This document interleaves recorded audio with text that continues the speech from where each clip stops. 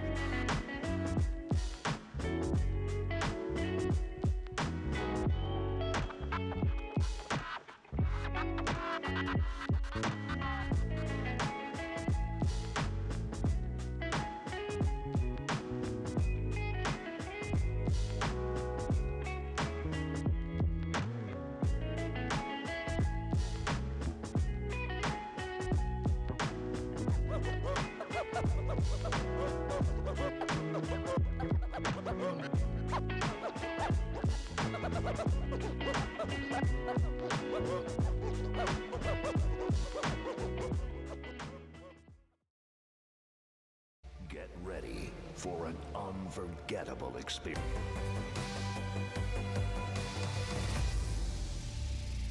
5, 4, 3, 2, 1. Let's get hype.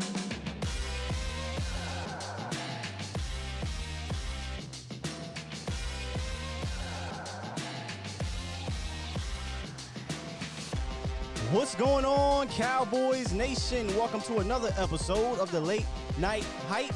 Another special guest, the one and only, the voice of reason, Mr. Jesse Holley. That's no I. No I, by the way. No I, don't you do it. Coming up, he's going to keep it real, giving us the Dak Prescott, his thoughts on the Cowboys, and everything in between. Let's go.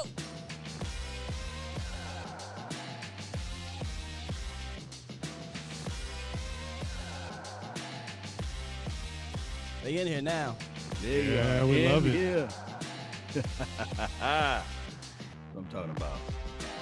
Yes, Jesse. We like to, I tell all the guests, we like to bring it in with some energy, fam. Yes. We like to. Yes. You gotta have the energy. Absolutely, man. Hey, welcome to the show, everybody. But first, welcome Mr. Jesse Holley, brother. How are you? I'm well. I'm blessed. I have no complaints. I'm finally here. I know it's been a long time coming, but Yeah, man. Yeah. but you sometimes you gotta be right. You know, you gotta let it So sit. yeah. Gotta be right. Gotta be right. Time is right, man, and I think the time is right, man. And so I'm here with you fellas. I'm happy to see what you guys are doing. Appreciate Three black brothers doing it big, man. So Yes, sir. I'm happy to be a part of this. Love it. Yes, indeed. We're happy to have you, man. It's We funny appreciate because me and Jesse actually disagree on a lot of stuff over the years, but we remain cool. So I'm happy with that. And Yes. I'm always fine with disagreements. Right. I'm never As fine long as with it's respectful. Right. Mhm. As long as there's respect in our disagreement, I'm here all day. It's when people get a little bit, Oh, trust me, I see it on Yeah. Twitter, fam. Yeah. I mean, come on, blocker. That's why I fool with you, because you check them. Yeah. And he got those punches. yo, I'm sweet. I'm saved, but I ain't sweet. You know what I'm saying? I'm saved, but I ain't sweet, man. So we got to always make sure it's respectable. Absolutely. Yes, man. indeed. Absolutely. Hey, they say even Peter had a knife, right? You know? Come on now. Come mean, on with it. Yeah, it Joker is what cut it some is. ears off around here. Let's I mean, go. you can't. Everybody can't agree on everything, but like you said, it's all about respect. We be down this show. Me and Skywalker get in it every day, pretty much every time, and then we go hard, and then it's like, okay, we back to normal. Yeah. Yeah. Yes, Because sir. me and Big Game James, we always disagree with something, right? We be like, whatever, dog. Whatever, dog. Yeah, whatever. But that's what brings him back, though. As our guy likes to say, we are live like 95, and hopefully we get the party jumping like that with this new regime, man. And speaking of the new regime, Jesse, I saw your tweet. You had a chance to talk to Mike McCarthy. It's crazy how that worked out. Like we book you for the show, and then you talk to Mike. It's like, oh, that's perfect. The day before, perfect. So I know you can't divulge everything you spoke to Mike about, but you were champion for Mike McCarthy before Mike McCarthy was hired. Give us a little bit why, and then kind of what you took away from Mike yesterday. And I didn't even know that, so this is good. Yeah. Biggest I didn't know that. I was championing for Mike McCarthy. One of the reasons, I mean, look at the pedigree, right? In order to get to a Super Bowl, you have to have a certain level of not only good players, and the thing that people fail to realize when you look at coaching, it is harder to coach great players than it is average players. So when you're able to manage those personalities and get them to buy into your system, get them to buy into your beliefs for the greater good of the team. And I learned that from Roy Williams. You're talking about, I played with floor lottery picks at North Carolina. He's talking about a lot of McDonald's All-Americans in a locker room. A lot of egos there. And to be able to manage personalities, to get them to believe in the greater goal of the team and not the individual goal, that takes a certain level of coaching. So I saw him do that in Green Bay. I saw the way he helped develop Aaron Rodgers. And the thing that I think people fail to realize is that a lot of times, I don't care, even in marriages and relationships, after a certain amount of time, things can get a little bit awry. And you begin to believe your own stuff is the best stuff, and you sometimes you don't evolve. And I know for me, it is taking me to fall from the throne several times to say, I got too comfortable. I got too big-headed. I got too reliant upon the things that I solely believed on. I have this saying, and it's not my saying, but it's a saying. It talks about being firm in your goal, but flexible in getting to the destination. And so I looked at Coach McCarthy and I said, he got to the big game. And then when you get to the big game and you win the big game, have somebody tell you that your stuff don't work. Have somebody tell you that. Right. You got all of a sudden you got stale. You're like, wait, what? You telling me my stuff don't work? This don't work? I just want a chip. And then it begins to fall on deaf ears. What I loved about him, and I kind of likened it to my life, was he fell from the grace. And a lot of times when you fall from grace and you're back at the bottom from failure, what do? And I just saw the way he was like, okay, you're right. I wasn't right. What worked then may not work now. And you saw him get back in the lab, bring coaches in, and said, what is the new NFL? What does it look like? What is it analytically? What is it schematically? What is it as far as players, mindset, schemes, everything? And I watched him over time, and I watched the specials of him over time working his plan, not saying that he's changing the way that he does things, but he's changing the way that he gets to the things that he does. And so you can still have the same goal. The goal is to win the Super Bowl, but be flexible in your destination to success. And I saw that in him, and I said, this is the guy that we need. This is a guy who understands what it takes to win a Super Bowl, who has been there, who has been to the mountaintop, who has been to the valley, and now he's ready to come back and march his way back to the mountaintop. And with this team, this collection of talent, he can develop this quarterback and grow this team, and then now take them to the promised land. And that's why I was like, give me that dude now. Yes, Yeah. absolutely. That's some good stuff, man. Hey, we was talking about this last year. I think you and I was together at this function with Cowboys Experience, and we was talking about preparation, of how good coaches have to understand that you got to prepare yourself in order to play the game. Do you see that with Mike McCarthy? We look at Joe Montana, we look at Brett Favre, we look at Aaron Brooks, we look at Aaron Rodgers for crying out loud. Rich Gannon, man, Hasselback, all of these quarterbacks Coach that he Gardner. helped coached and prepare them. Do you think that he's going to elevate Dak Prescott game to that level? I know a lot of people look at the end result of Aaron Rodgers, but he wasn't Aaron Rodgers of what Aaron Rodgers is today when he first started. Can you help people? Can you pretty much paint a picture for people what he would do for Dak Prescott? Here's the biggest thing when it comes to quarterbacking. And yes, it's great to have all the intangibles, right? You would love to have the big arm, and you would love to have the mobility, and you would love to have all these different things. But how many quarterbacks have we seen? Jamarcus Russell. We've seen Jay Cutler. We've seen guys with cannons of arms who can make every single throw, but lacked it up here. And that's the biggest thing when it comes to a quarterback. You don't have to have the biggest arm. Drew Brees doesn't have the biggest arm, never has had the biggest arm. If you're able to process the game at a level and at a speed and at a better pace than the people that you're playing against, you will be successful.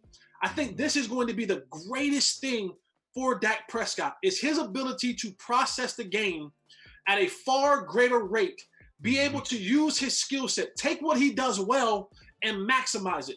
If this guy doesn't throw the ball, and that's what I kind of get in comments with people and say, oh, he doesn't throw the deep ball very well. I get it. Okay, fine, cool. But if that's not his strength, that's not his strength. But if I can throw the medium ball very, very well, hell, I'm gonna 15 to 20 yard you to death. You know what I'm saying?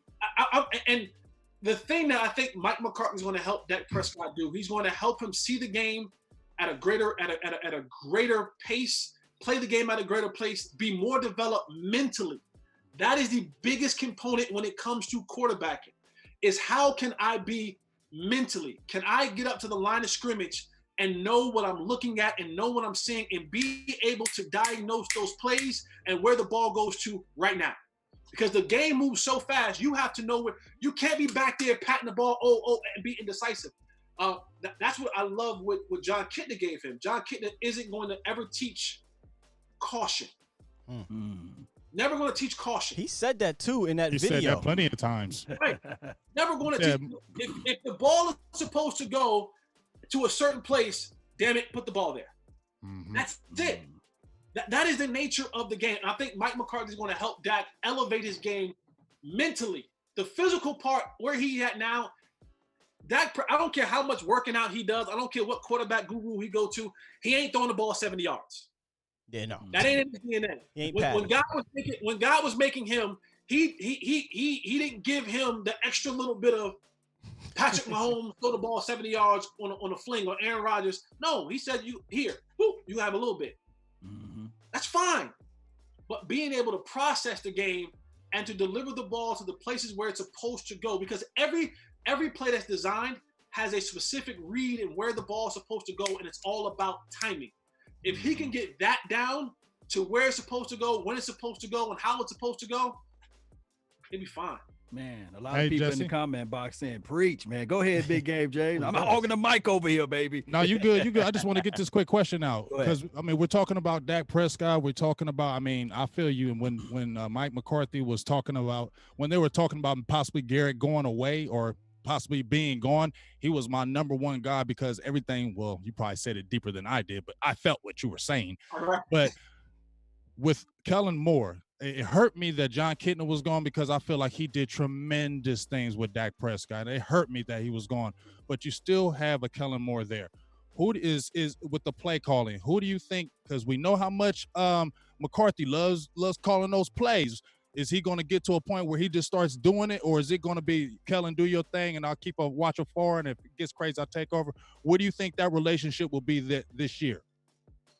You retain Kellen Moore for the reason that you brought him on, right? Because if you wanted a quarterback coach, you could have got rid of Kellen Moore and kept John Kitna, and then let Mike McCarthy go ahead and call the plays. Right. You kept Kellen Moore because this is where he's supposed to, this is where they want him to be. This is the game plan for him. He is the young upstart offensive coordinator in the league. Now, I was really hard on Kellen Moore last year, because I know what it is to have an offensive coordinator. It is so easy and so simple to sit there and practice and sit there in training camp and call plays and this out like, boom, let's go. But when that heat on you, Jesse, didn't we see some of it last year? I mean, let's be Talk to us. What was going on? and that thing is happening quick, and you trying to find what the next play is, and things ain't going right. That takes a level of experience. You have to be experienced. Offensive coordinators don't think play by play. They got to have 3, 4, 5 plays in advance already ready to go. How do you get there? Kellen Moore never called plays before. Yep. It's one thing to be even as a quarterback, you're still waiting for someone to give you a call. And then you react off the call that someone is giving you. And then you react off the call that someone is giving you, and then what the defense gives you. Yeah. So you're still in the waiting position. As an offensive coordinator, you have to be 2 steps ahead. You got to call a play for first down and also be ready to call what play we're going to call on third down. You got to have scenarios in your head. If it's successful, if it lost yards, that takes experience. And you don't, the only way, and here's the thing, the only way you gain that experience is through the fire. Yes. Yeah, through the fire. Man, you're on the same wavelength. He went through the Fire and desire. And then he went through the fire, and then he was coaching for a coach that had a limited amount of creativity in his own plays. Talk to us about Garrett right quick. Can we turn the knife on that one a little bit more? Can we talk about that, please? But Kellen Moore, I think now that he's he's had a year, right? He's had a year to kind of process what he's done. And if he's what everyone to say he is as far as being a student of the game, he sits back in the offseason and he evaluates himself and he said, I was poor there, I was poor there, I was good here, I was good there. And now I built on the things that I was good at and I correct things that I was bad at. So I think he's going to have a much better year this year because he has a little bit of, okay, experience. I'm not going to things just raw and green at calling plays. I have a better understanding. And when situations come up, he's going to go, oh, I remember on third and short against this defensive coordinator a year or so ago. Recall. That thing's happened. But, and to the Jason Garrett point, here's the funny part about it. And I got killed for this. I got killed for this. And I'm talking about 5, 6, 7 years ago. You bitter. You a hater. You all this stuff. I'm like, dog, I've been cut 3 times. I got no reason to be mad at nobody. I'm just telling y'all what I know. Yeah. Listen up. I'm listening now. When you can stand on the sideline and the defense can call what route's about to be coming, that tell you something. And I'm not saying that. I'm letting him talk. And this is what people have, Cowboy fans, you have to be able to do that in life. You have to be able to separate the man from the coach, the man from the player. Because I can respect you as a man and don't like you as a player and or coach. And the thing that I love Jason Garrett as a man, the thing I did not like about him as a coach was people laugh when I say this, but he went to Princeton. How you doing, guys? Right. You feel me? So a lot of times Jason Garrett always thought he was the smartest man in the room. True. And when you think that, you've already failed. And he was so he was so much in his own head that I'm the smartest one in the room that he didn't allow for other people to add input of creativity, of evolution, of different things into his. He was like, I'm the chef, don't touch my pot. But I'm like, yo, if you turn the fire down a little bit, it won't burn. But yo, add a little bit of this, obey, the season gonna pop. You said add a little. Great analogy. Great analogy, man. Everything was just so bland and mundane, and he never got off of that because that's just who he was as a person. And a lot of guys get stuck in this ego-driven sport, and they don't allow themselves to evolve. And Jason Garrett never evolved, and he's getting ready to go up to New York and mess up Joe Judge's job because he wanted to. Hey, Holley, we want him to go mess it up. Go mess it up, please. Right. We cool. We cool. I'm trying to go to Tampa this year, so go ahead, Jason. Go ahead and do it. Yeah. but on the flip side, though, it will be the Giants will be a solid team, though. I think that Jason Garrett still develops in this situation of having solid teams. Like he played safe and close to the vest, right?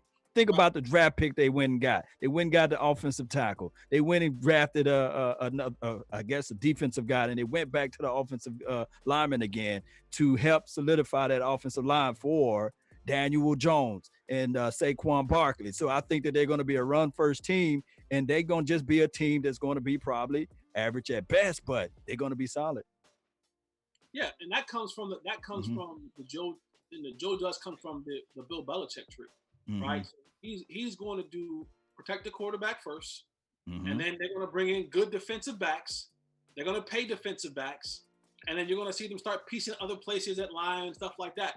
Look at all the Bill Belichick disciples. They start offensive line because offensive line protect my quarterback, and then defensive backs. If I can cover in this day and time right now, I can create the madness with the other guys. If I can dedicate 4 guys to coverage, I can do different things with the 7 guys up front. I can create a chaos, and I can create fusion with 7 guys up front. And if I have to bring an 8th guy, I can do that as well. But I got solid cover guys on the outside. Look at what Bill Belichick always pays the money. He don't pay linebackers. He don't pay linemen. He don't pay running backs. He don't pay running backs. Yeah. Who he pay? Who all the big contracts come from? Defense. Either tight end, corner, or safety. Yep. God dog, boy, you genius over there. Because I'm just not thinking about it. Talib, he went and got him. He went and got the guy, Revis. Oh, Revis. Oh, look at the safeties. I mean, look at the safeties. Yeah, he went and got the safeties. He had Patrick Chung for a while. He had he's got McCourty's right now. Yeah, he had Logan Gilmore. He left. Logan Ryan. A bunch of guys before they left. Huh. Now go and look what Miami's done in their draft. And their offseason. Anyone got Byron? Yeah, secondary. Yeah. And guess who's over there? Brian Flores. Guess who he played for? Bill Belichick. I mean, it's a tree. That's why they call it a tree. All of Miami money was spent at. Cornerbacks, safeties. You can go to Tennessee. Look who Tennessee with Vrabel. They got Beard. Is it Bird, the safety? Yep. Paying him. They paid Logan Ryan. They drafted the kid out of USC. No, I think Logan Ryan. Is he still there? I think he gone. No, they had him last year is what I'm saying. When they were good. Yeah. Yeah, you're absolutely right about that. Let me just kind of touch on a little bit what you were saying, kind of going back to Kellen Moore and Jason Garrett. Here's my thing. You had an amazing, I don't want to call it a rant because it was real. You had an amazing view after the Jets game, I think it was, where you talked about it was pretty much embarrassing that we went into that game knowing there were so many people injured and that our wide receiver was injured and he had a chance of not finishing that game, and you did nothing to adjust to a blitz-happy defensive coordinator. So for me, that is something I've been saying forever, and you've been saying it too. This team seems to never game plan week to week, opponent to opponent. I don't know if that's something that you talk to McCarthy about, but we've heard Jason Garrett say, hey, we're going to do what we do no matter if we're playing on the stars, the moons, the parking lot, or the field. But is this something McCarthy has talked about doing where we will game plan from week to week, team to team, whether it be offense or defense? Because we didn't really see that under Jason Garrett. Will we see a stark difference? Because I want to see that. I think so. I think so. And one of the reasons why, even the way he went into the draft, he told Will McClay, it's not about the scheme, it's about the player.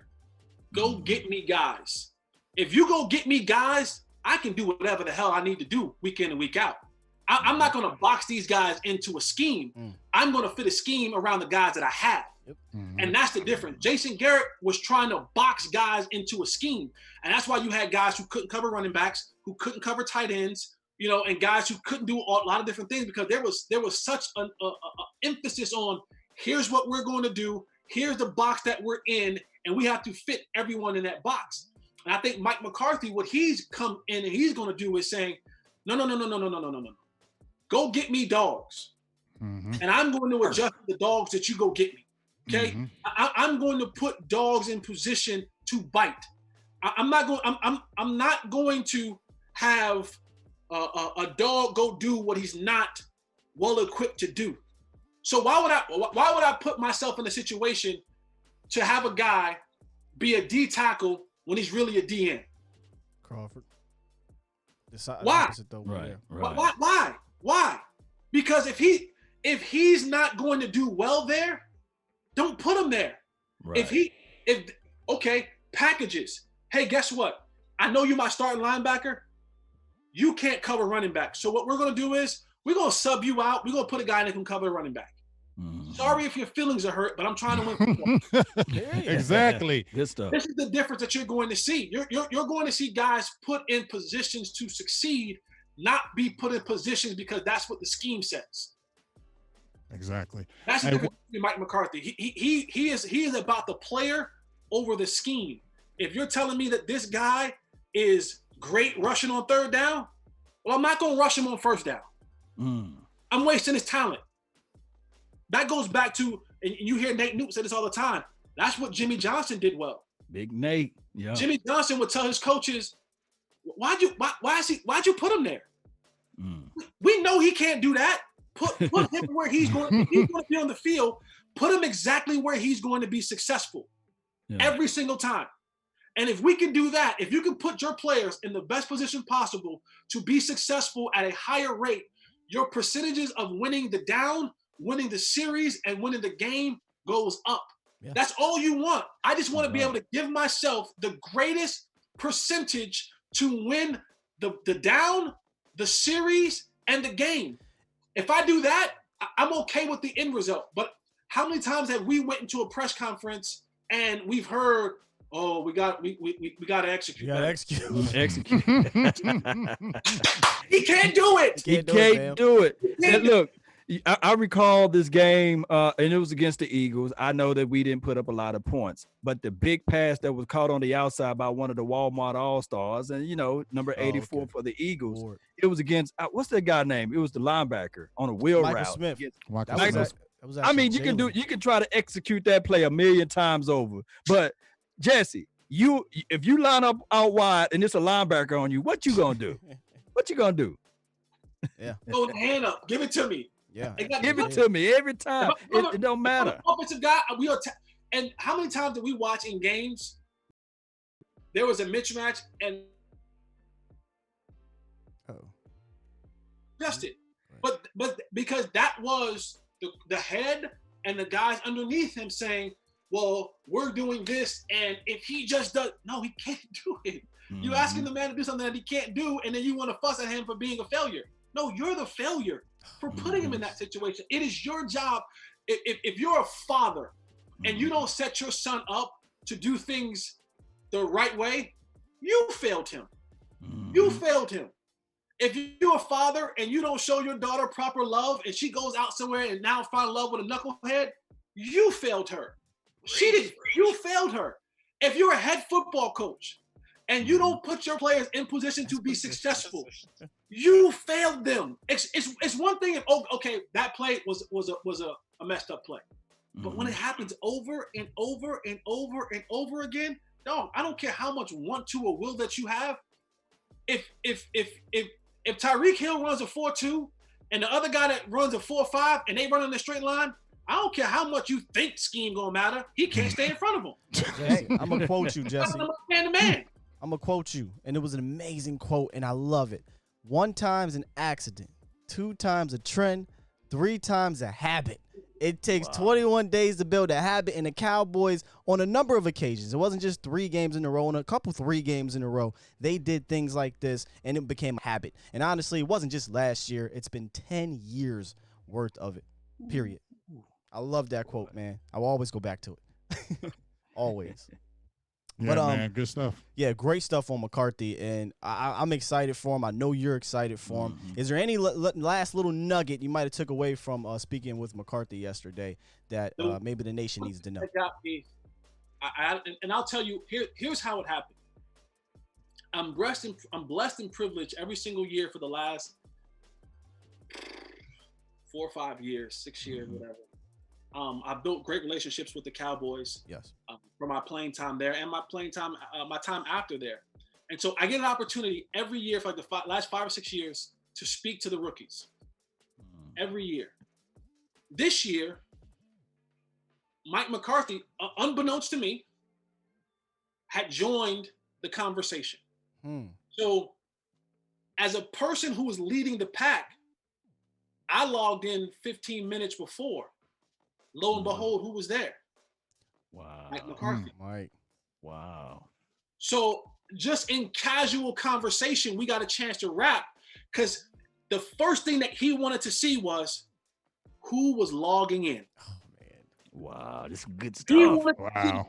which one of these rookies who was going to be logged in on time, because this is just like a meeting. And what he said to the rookies, and there's something that I can hear, and I'm like, okay, that right there, that's the leader of men. What he wanted to know was and they said this, he said, when a man comes to give you his time, you give him your respect. Mm-hmm. You respect him by being on time. You respect him by paying attention.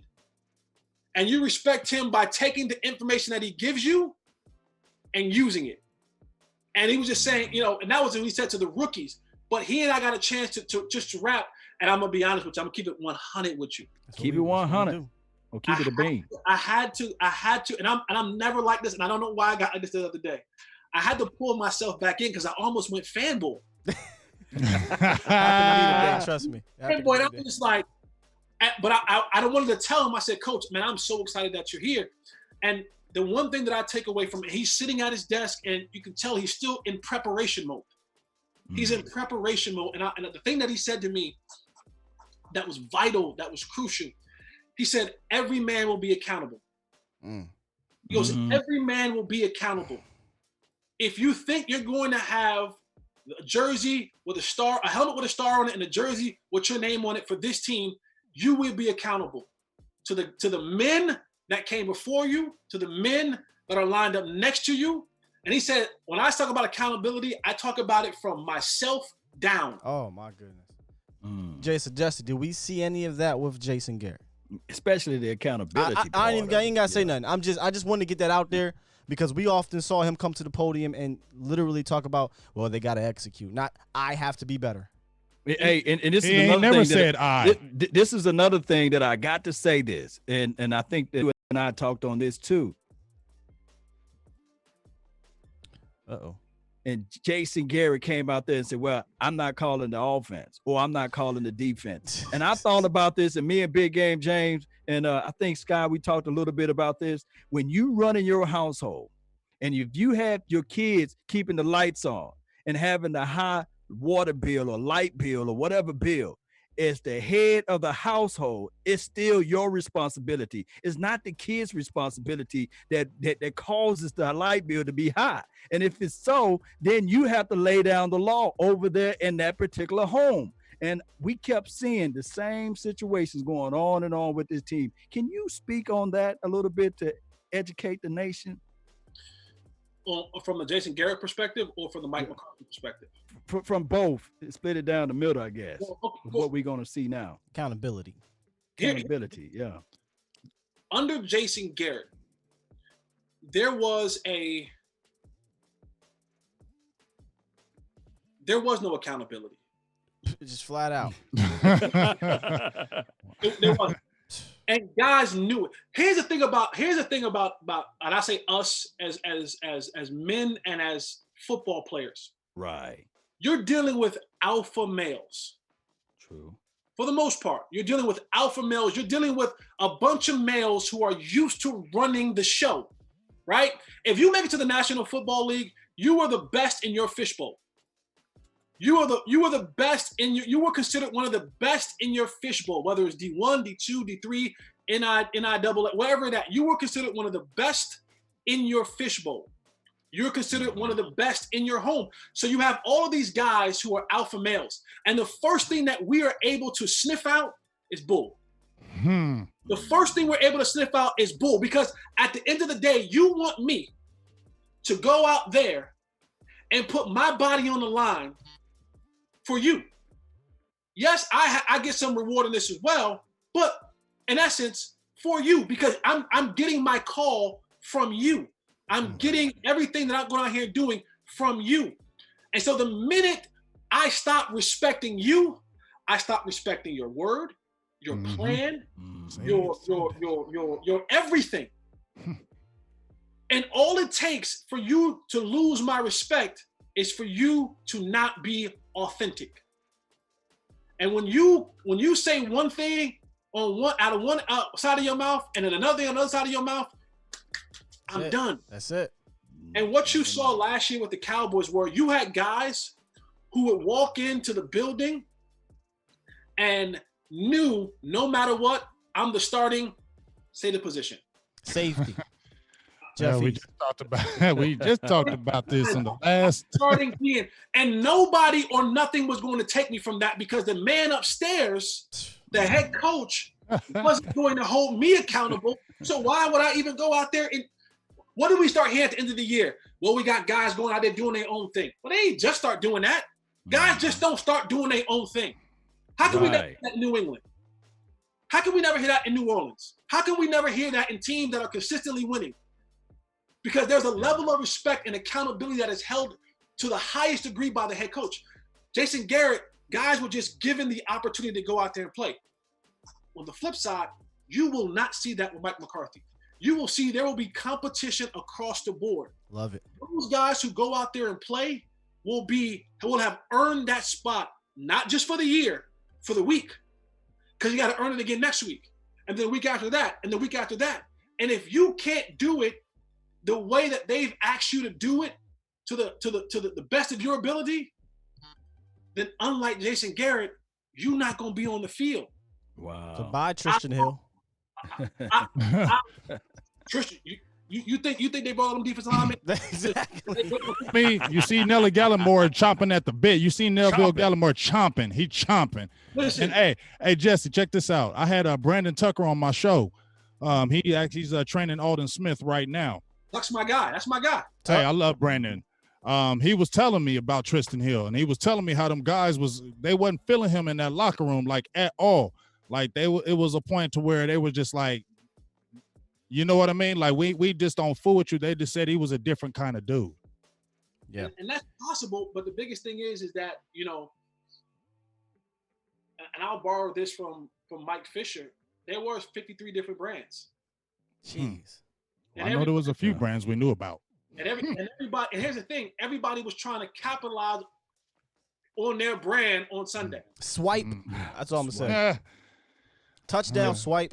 Yeah, like but why? It was a lot of them. It was a lot of them. Everybody was trying to capitalize on their own brand, and you just can't. You can't. Wins will take care of everything. Right. So Jesse, do you think that you see how you saying everybody was capitalized on their brand? So do you feel like they were already in their mind like, man, we ain't really going nowhere with this dude?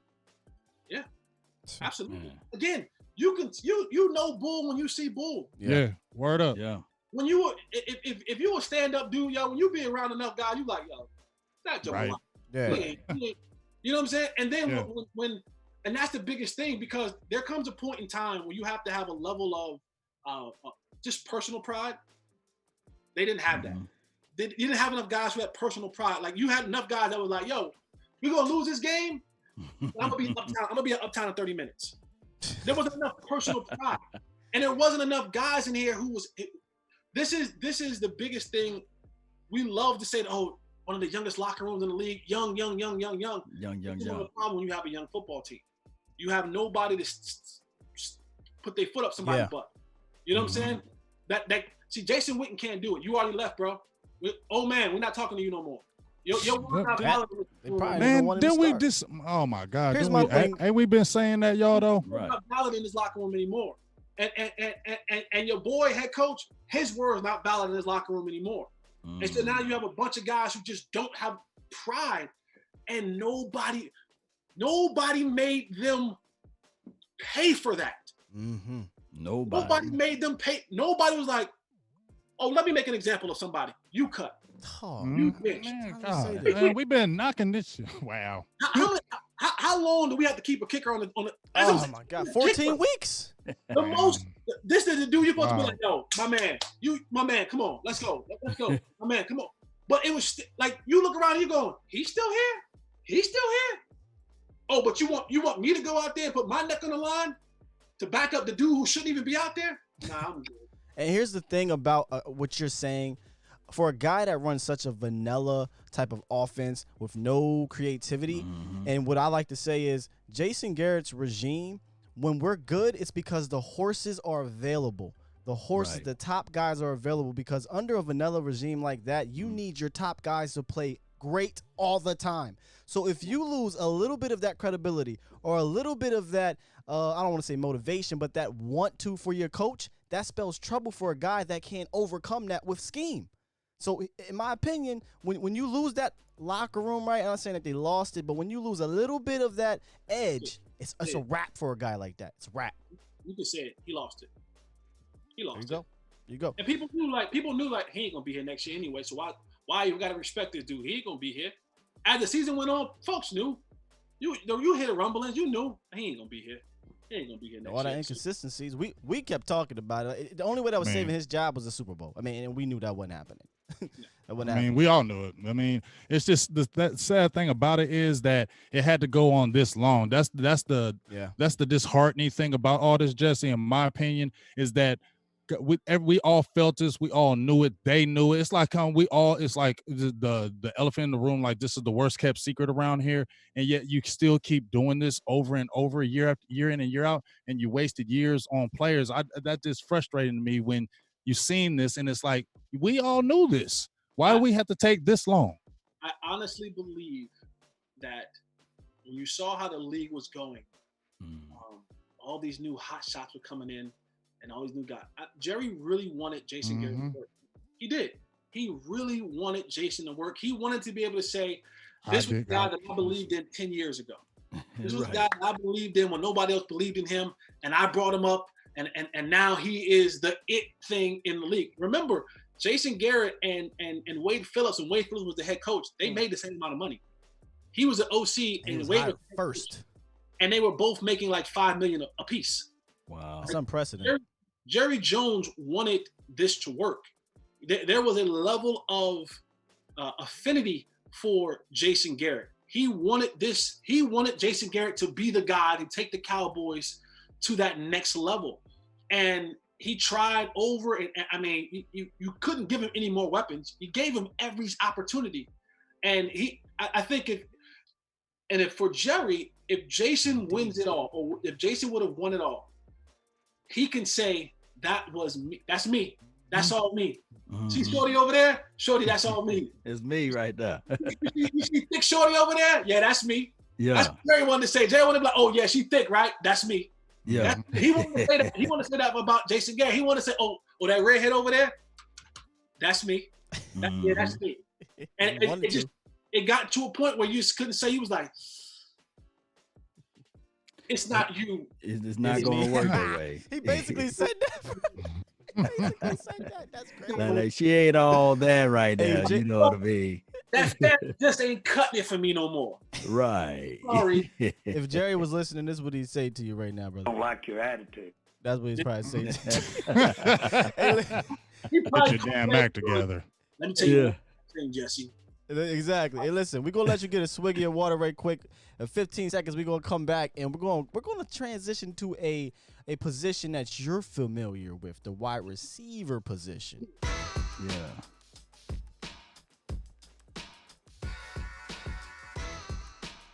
Let's do it, man. This is good. Let's keep going. Yes, it did. Yeah, let's rock it. I'm loving it. Boy, we rolling. They love you in this chat too, brother. They calling you a preacher over there. Preacher Jesse. I knew they would though, because when we said you were coming on, it was like, oh, I gotta be. Yeah, they said we ready for the truth. They said, hey, Jesse, they was it probably in all our feeds, like, we ready for the truth. We ready for the truth. Hey, so you played the position, and you played for two damn good quarterbacks, right? Tom Brady, you played over there for a little bit, and then Tony Romo, obviously, in Dallas. And so you're very familiar with the position. You even were obviously on the show with Mike, and you're probably close with Michael Irvin, I should say. For those that don't know, the Mr. Fourth and Long is not just a gadgety name. He literally is Mr. Fourth and Long. That's real talk. Okay. And he had one of the most famous plays during that Romo. Honestly, dog, when you think about it, it has to be up there. I don't mean to kind of derail, but that got to be up there when you think about some of those plays, because that game was important. And we'll get to that at the end of the show. I don't mean to do that. Okay. But so CD Lamb, he was drafted. I know you looked into the draft at these receivers because it's the position you play and you know very well. We all thought here on the panel that's wide receiver 1. we were extremely shocked he fell to 17, and it seemed as though Dallas was shocked he fell to 17. Kind of your take on just that part of it, him falling and him being with part of the Cowboys for the present and the future. Does it spell something for the future? I'm like you. I'm like everybody else that was watching. I was like, is this gonna happen? What is happening? Yeah. Going on. Because I just thought, I'm like, oh, he's gonna be off the board early. Is there no way he's getting to 17? And again, when Will McClay and the professionals didn't have them on the board because they're like, there's no way he's gonna fall to 17. That tells you that it just was something that was like, it shocked me. Right. But when they got him, I was like, oh, this is something sweet. And I know some people trying to say like, oh, well, he's like Randall Cobb. He ain't. No. He ain't. Well, here's what I want guys to remember. He's not the Randall Cobb that we saw last year. He's the Randall Cobb that was with Pro Bowl Aaron, Cobb. 14 touchdown Cobb is Right. That Cobb. Yeah. Prime Cobb. Yeah, he wasn't Cobb last. Don't try to put him like, oh well, he's just like Randall Cobb. Nah, go back to Randall Cobb going to the Pro Bowl with Aaron Rodgers and killing cats. The thing about CeeDee Lamb that I love about him, his game is polished. Wow. He has a game that is, when you talk about housing, he has a hand that's moving ready. Savvy. He has a game that's moving ready. Toss him the keys, walk in the crib. It's moving ready. You ain't got to do no renovations. They call that turnkey. Right. Turnkey. And this is no starter home either. With the one-car garage, This is the joint. This is with the movie theater room and the 5 bedrooms, 20 square feet with the patio in the back, with the gondola out, all that. And so you add him into a mix that really didn't even need an upgrade. True. Honest, you had 2,000-yard receivers on your team. Should have been 3. Could have been 3. You didn't really need an upgrade, but you got one. So now, adding him to that mix opens this offense up to unprecedented opportunities. The days of seeing 8-9 guys in the box, they're done. Man. They're done. Unless you're Dallas last year or 2 years ago. well, we might see it sometime down the road then. But you now give a quarterback a pick your poison type of offense. Still having Zeke Elliott in the backfield, who's still going to run the ball, tops in the league. And my sleeper, who I think is going to be up there this year, Blake Jarwin, is going to do numbers. Yes. We've been pumping him to the cows come home. Because right. Humble guy too. Here's your thing: if you're a single high, right? Pay attention, y'all. Pay attention, class. Where's that safety going to lean to? Is he going to lean out to Amari Cooper? Is he going to lean to Michael Gallup? Or CeeDee Lamb in the slot? So now he's like this, and now Blake Jarwin is too fast, too athletic for a linebacker, too big, too strong for a nickel or dime corner or safety. True. Right? So now once you clear all of that out, I get Blake Jarwin to run all things underneath. Oh my goodness. And then once he catches it ain't 7 yards catch and fall. It ain't with right. 7 yards. He that gazelle. And go get yards. So now his playground will be so expansive. And then when Tony Pollard. when Amari's killing you on the outside or Gallup's killing you on the outside, and now that safety actually shifts, they draw one down the middle. They got to shift because they going to roll coverage on a Cooper side regardless. They rolling coverage his way. And you don't have enough number one corners out there to have everybody lined up man to man. Why they be trying to hate on Coop? You have to come into the game and say, okay, who are we gonna take away? You gotta take one away and pray to God that the other ones don't beat us. Yeah. And that's what we did last year with Gallup, by him playing one-on-one to the outside. And during training camp, we was looking at it like, me and James, we were sitting there like, man, if Gallup can do these things like he's doing out there in training camp, winning the one-on-ones, man, he's going to have an outstanding season. He was killing them in training camp, wasn't he, Law? The next step, indeed. If he continues his trajectory from year 1 to year 2 to year 3, wow. I know. Now, see that James, That's the craziest thing. that brings up. Let's talk about the deal. Yeah, that kind of brings up a little bit. I hate to try to bring up controversy, right? But we look at every aspect here on this show, even if it dives deep into maybe 2 years from now. So, James, kind of dive into what that possibly could bring if Gallup is that guy. So that's what we were talking about, because everybody was talking about, Amari's deal, and they were saying basically it's like a 2-year deal, right? So then now you got a Michael Gallup this is third year, you got another year, and you got a CD Lamb. Do you see something where these guys can be together in the future, or do you see within those couple of years that split coming? Oh, it's coming. Has to. It's coming. Who do you think is staying? If Gallup is still ascending, who do you think is going to be there? Amari's the odd man out. He's older. He's more expensive. He ain't taking a pay cut. Here's what your goal is. Your goal is in the next 2 years to win a Super Bowl. 2 years. That is your goal, because you can't. They know Amari's. I'm telling you now, Amari. The way they set it up that way. Mm-hmm. Yeah. Break it down that way, so that when and again, with adding what they didn't plan on doing, but adding a guy, they planned on getting a receiver in this draft. They didn't plan on getting one at 17. Mm-hmm. But now that you add him into the mix, you have 2 years with all of those guys, to go win a championship. Mm-hmm. And if it doesn't happen, you come back to the place where you're saying, we got to regroup again. Because all the contracts are lining up for that way. Dak will have a little bit longer deal, but Gallup will be coming up on new money. Zeke in 2 years will be on the downside of his contract. Amari getting $18 million a year in 2 years. If they're not close to winning a championship, he gone. Mm-hmm. He's the odd man out, because you got 2 years to develop another guy, to draft another guy, to see where this thing is going. But if they come to a point where there have to be a split in the wide receivers, CD Lamb he'll transition on to the outside.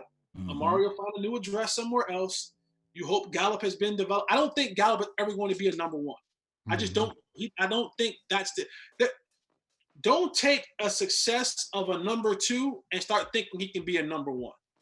Yeah, like Juju over there in the Steelers, Pittsburgh. Life is when the star is on your head. When defenses are targeting you, it's different.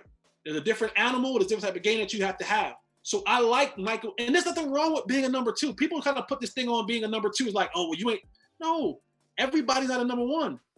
Be a number two and be a damn good number two, and you'll make a lot of money. You'll make a lot of plays, and hopefully you will help carry your team to a championship. But if this thing comes down to it in the next 2 years, and they're not close to winning a championship or haven't won a championship, now if they've won a championship, Jerry likes to. He might be a little bit kind of. Jerry might throw some bread around, Playboy. He said, "Forget you, Steven. Forget what you said. I'm gonna spend some money. I want me some glory hole." If you get that glory, you can see Amari Cooper finding a new address. See what you said. What you said is great, because Gallup is a 2. That's no offense to Gallup. He's one of the best wide receiver 2s in the entire league. But CD Lamb, that boy a number 1 wide receiver.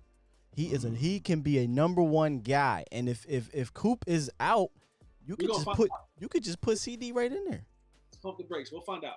We'll find out, because how many pounds he is? How many pounds he is? Yeah, but we seen guys, Law, that's under 200. AJ Green, them guys. Well, I'm talking about when I look at CD Lamb's tape, he lined up 40% of his snaps at OU inside the slot. Now I'm just looking at 60% outside. Yeah, well, yeah. You gotta look but I'm at looking at it like this. But now he's finna go with this big. He's gonna have time to develop, though. Yeah, he's gonna have time to develop. So he ain't gotta put it this way, so Jesse. good. Where do you see him as? Yeah, where do you see him in the future? Jesse? Do you see him as a slot guy? I don't think he's just a slot guy. But do you see him as a wide receiver 1, wide receiver 2? I'm gonna keep it the buck. Slot is becoming the new number 1 though. Like that's what. Okay. Like that's where the league. Everybody's trying to find small slot guys now that can go out there and just eat the middle of the field up. Like that's where guys are looking to have those small slot fast guys, where now it is so hard to cover a guy in the slot. When you two, have it, two ways to break. 2 ways to go, and you got, if you're lined up on the left hash, you got about 40 yards to go this way. If you're lined up on the right hash, you got 40 yards. 40 yards. So now, if that guy is quick twitch, I'm telling you, the future of this game is moving to the slot, becoming the new number one. Guys are going to try to get into the slot a lot more because your opportunities are far greater. Again, you have to have a certain skill set, because if you're not quick twitch and you're not able to run routes in that area, your windows open and close a lot faster. Right? There's more people are confined to the middle of the field, linebackers and stuff like that, safeties. And so you have to be able to have those windows open and close, and you get in and out of them a lot quicker than you have to do on the outside, where you have more time before you get to where a lot of the people are. But in the future, I can see this thing where the new, 30's the new 40, 40's the new 30. Yeah. Slot's the new number one. Guys are wanting to get in the slot a lot more, because you just eat in that slot, man. That's an interesting take, because CD then could be a de facto number one in the slot, because he has elite quickness, right? He's a really good route runner. His feet are, goodness gracious. Did you see that video? A couple videos he put out. Yeah. But on the tape is there for him. But he's going to be tough to cover in that slot with the two-way break, when you got to deal with a Jarwin up the seam, when you got to deal with Amari Cooper, you're shading your coverage that way. Gallup, and don't forget Ezekiel Elliott, he'll dump the ball out the back there, and then Tony Pollard if they decide to actually use him. So yeah. Now, are you a big fan of the West Coast offense? It has its plus. All of it has the biggest thing about the West Coast offense is the timing. It's the timing, right?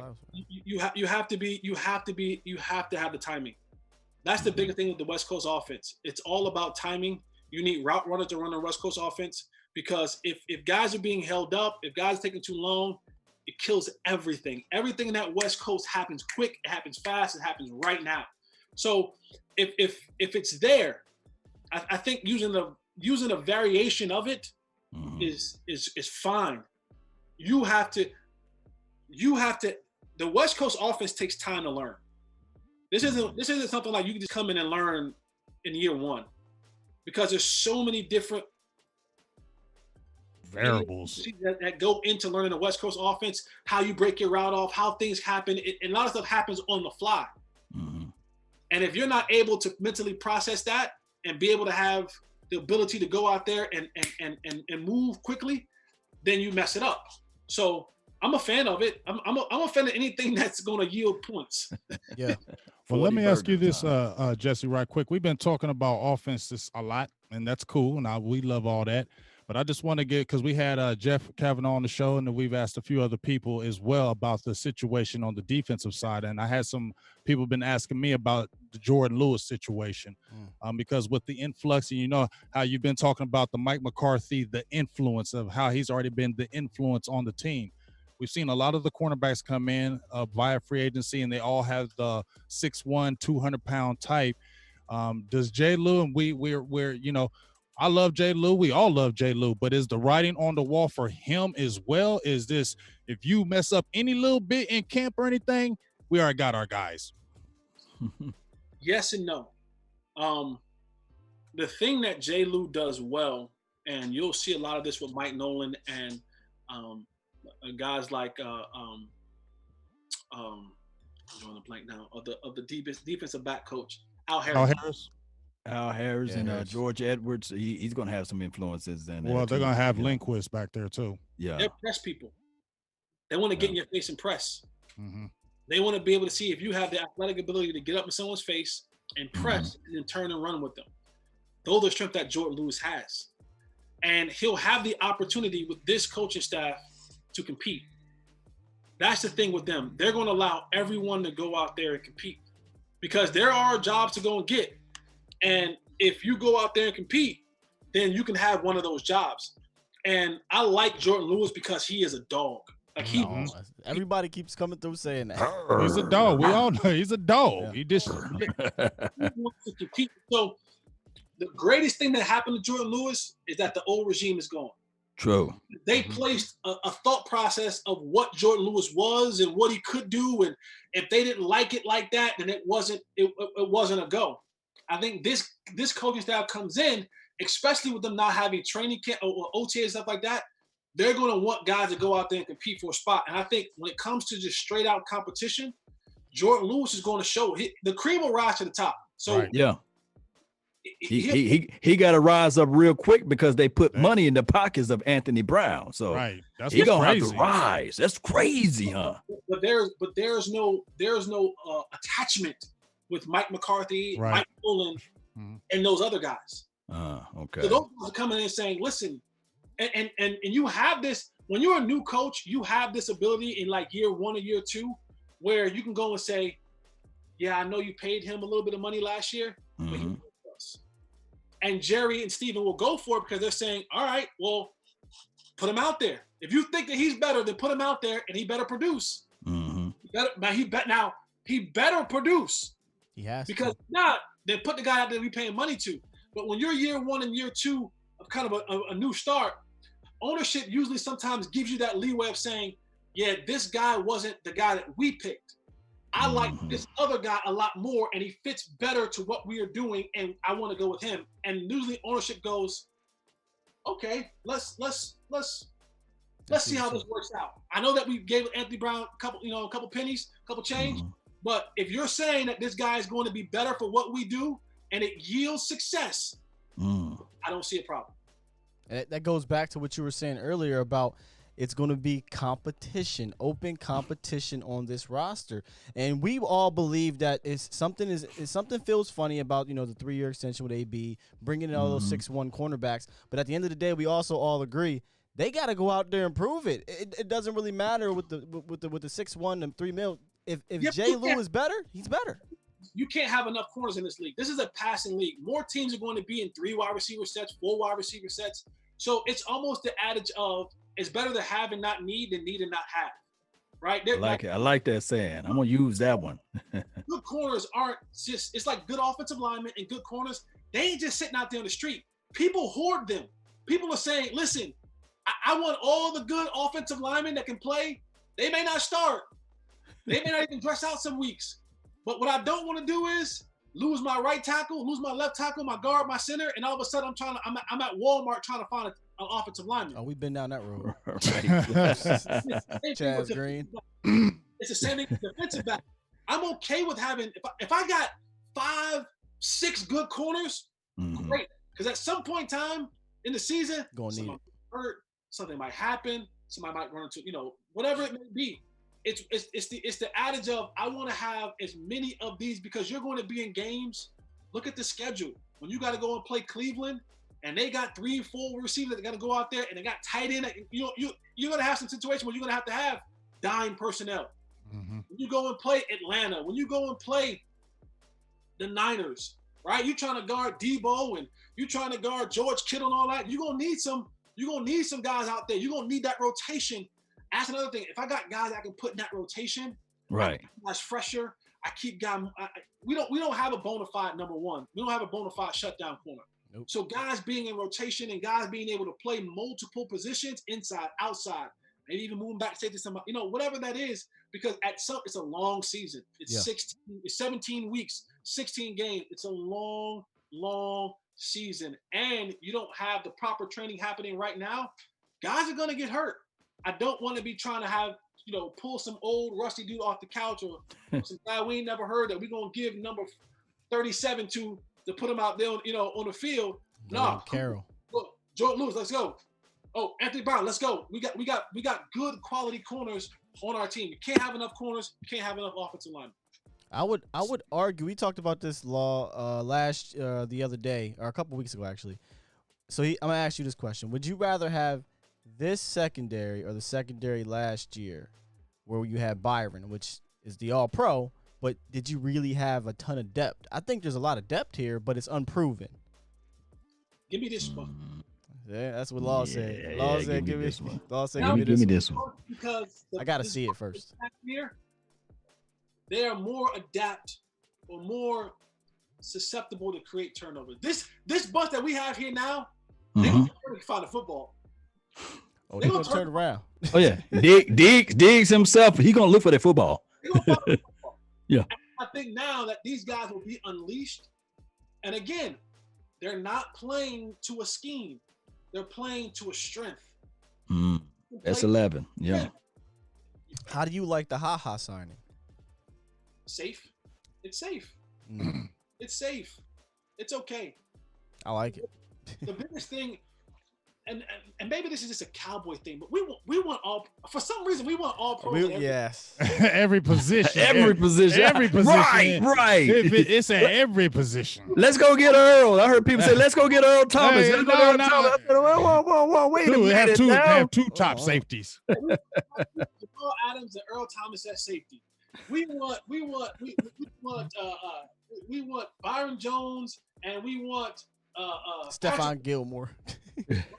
then linebacker, we want Brian Urlacher and Ray Lewis. And then we want defensive end, we want DeMarcus Lawrence on one end, DeMarcus Ware on the other end. We want Haloti Ngata in his prime in the middle. We want all pros at every position. That's not feasible. That's not real life.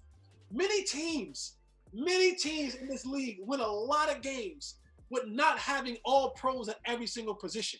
So to me, again, the Ha Clinton Dix thing is it's safe. Right. It's a guy who can play. It's an upgrade from Jeff Heath. Even though Ha gambles at times, it's an upgrade from Jeff Heath. I agree. It's an upgrade from Jeff Heath.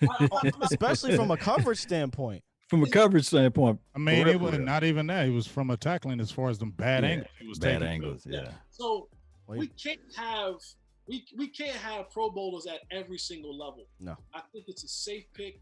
I think it's one that's almost a stopgap, something between now and what the future will hold. And again, if you're doing what you're supposed to be doing up front, we shouldn't hear how this name. Oh, I love the front. Oh yeah. So talk to us about that up front, man, because we've been having issues. We've been, like, you were talking about going to Walmart and getting people. Boy, I think we've been going to Payless and Dollar General to get these front fours. But now we finally invested in that spot. No, they don't went to the penitentiary to get this one here, Alden Smith. well, that side of it, that's up to Roger. They went to the longest yard. The longest yard, But talk to me about that front four from your point of view, Jesse. You have rotation. You have guys playing in their proper spots. And the biggest thing for the Cowboys, you got now, is Nate like to say, you got the big greasies in the middle. Yeah. Right? Like I don't even see, this is my personal opinion, and I could be wrong, but I don't even see Poe and McCoy playing a lot together. Yeah, Poe played less than 40% of the snaps last year, so you won't see him on the field a ton. I see them playing one behind the other, keeping each other fresh, and just being able to make that center guard combination have to double team. Because now, if I get, and I love the kid out of Utah, Bradley Anaya. Oh man! Yes, that's the guy. That's the guy. Big AJ, tell him his new name. The Annihilator. I like him. Somebody gives you, that's my cousin. That's my cousin. I call him my cousin. So I'm putting my name on him already. That's my cousin. Your cousin. Guys, Tank is going to be Tank, right? Yeah. He's going to be good. And now you add Anai, you move Tyron Crawford back outside. Alden Smith will be out there. And now you have a rotation of guys. That's all you want. I want to be able, when I go into the fourth quarter, that when I head into the fourth quarter, I don't got guys sucking gas. I got guys fresh, because it's going to come down to a play or two. And if this offense is doing what it's supposed to be doing, it's going to make this defensive front so much easier to work, because now teams going to be one-dimensional. They're going to be down 14 points. Got to pass the ball now. Now I can get after it. Before, we always played things so close to the vest, and it was always down to 1-2 possession games, where if you didn't hit that thing the perfect way, it was over. But these guys will have a rotation. You'll see guys being able to come in and be fresh. I don't have to have a guy who's undersized playing 65 snaps a game. If a guy's Tyron Crawford and other guys like that who were undersized trying to play inside, man, you lean on that 300-pound dude leaning on you for 60 snaps, you're no good to me in the fourth quarter. And we saw it time and time and time again. And part of that, when you look at the linebackers why they couldn't tackle, why they was getting driven off the ball, because they couldn't get enough blocks. Why? They don't like being in that trash. Right. They was getting caught up in that. They'll line up into that second level. Jalen can't run and run and tackle. Dude, Sean Lee can't run and tackle. Same Leighton thing. Meadows can't run and tackle. So I think this now gives us the opportunity for those guys in the back end and in the middle to go and just run. Be free. Free. I want to be Be free. free. It's interesting though Free at last. when you bring Free at up last. them kind of stacking each other, McCoy and Poe, because to me, if that's the case, say that's what happens. That means Neville Gallimore is going to be playing. So get Hell ready. yeah, he playing. He's going to be playing a lot. So get ready. He chomping at the So bit. 25 to 30 snaps for those guys. That's Possible. not bad. Possible. Yeah, not bad. Now, It's not bad. No. Now let's attack what the nation is so divided on. We touched a little bit on it earlier in Dak Prescott, but I want to hear from the voice of reason this whole situation.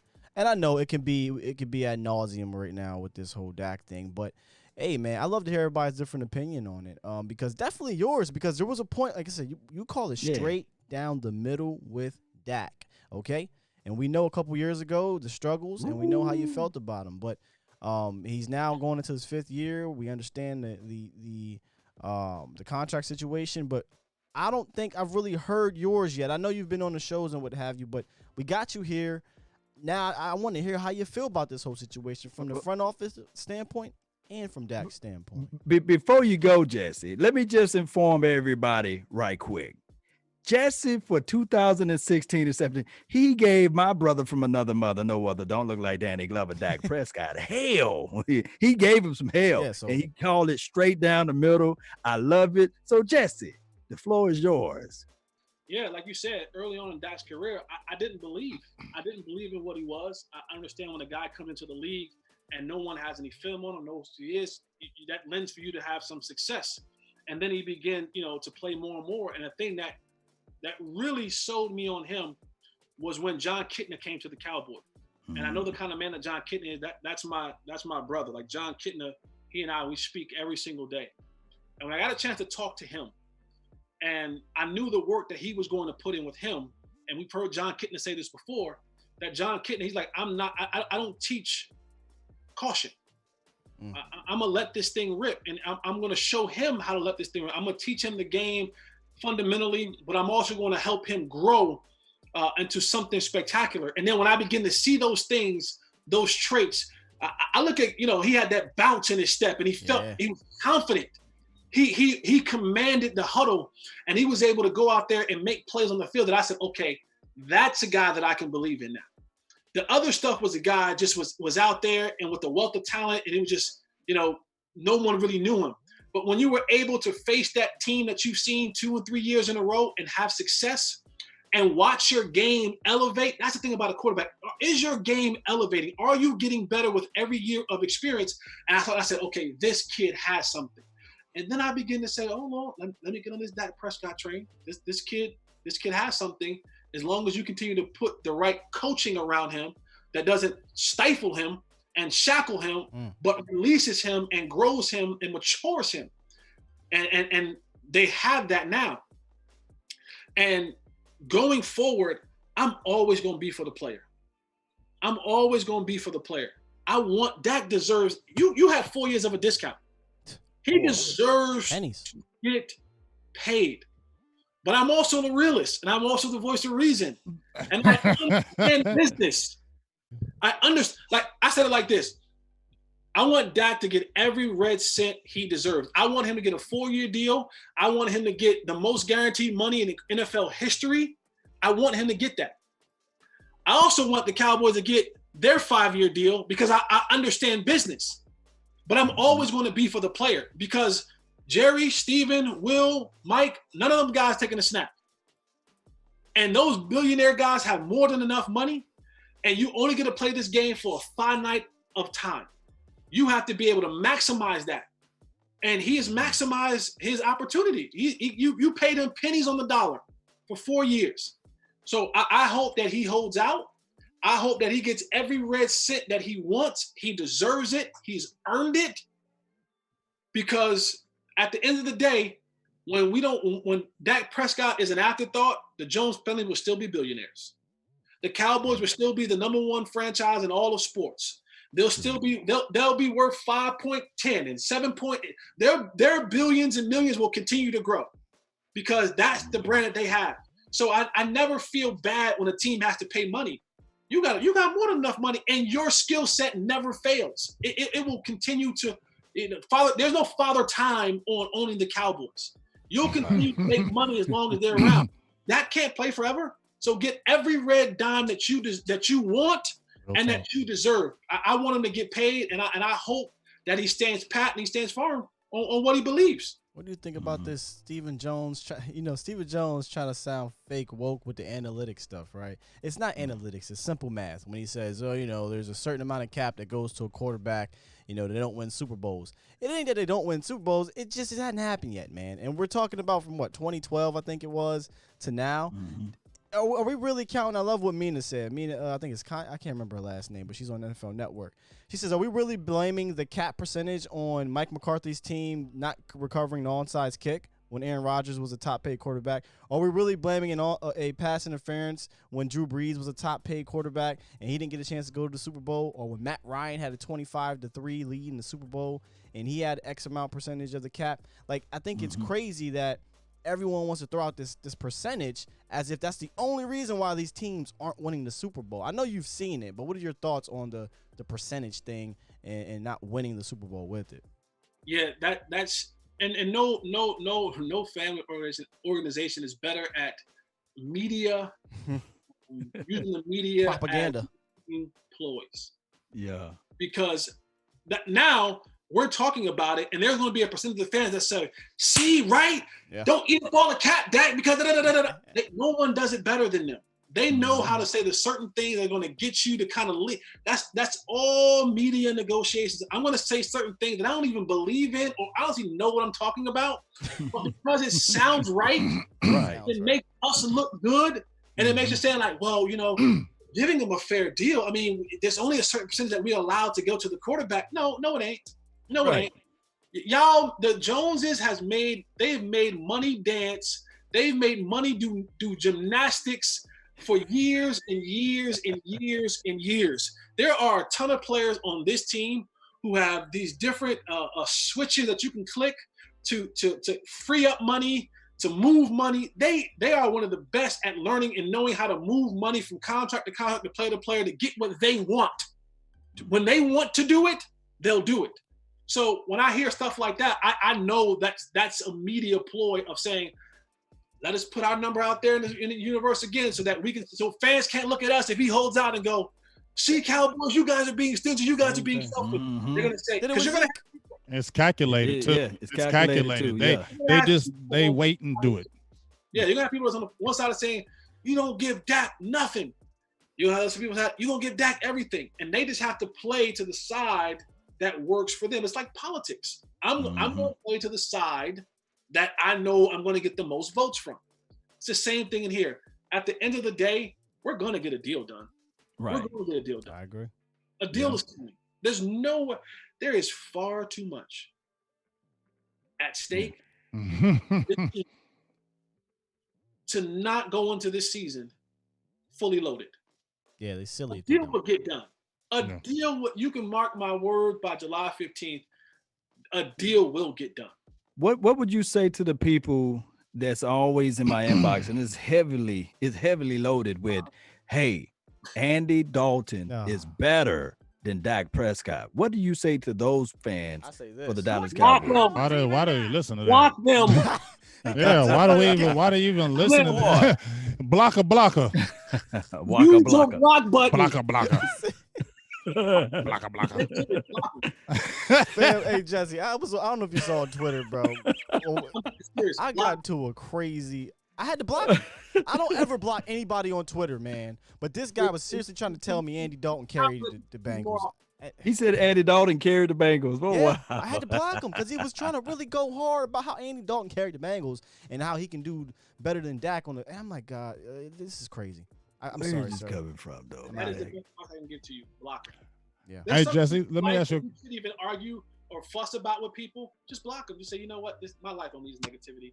I swear, I promise you, you'll be so much better in life. Period, man. Hey, let me ask you this, Jesse. Block 'em. We're talking about this offensive line. I got one of my guys, Ryan Humphrey, who he does post on my page, and a lot of people be asking about this offensive line. They just got the Tyler Biadasz, I believe it is, or we call him Badass. I mean, that's kind of the name that's been rolled with him.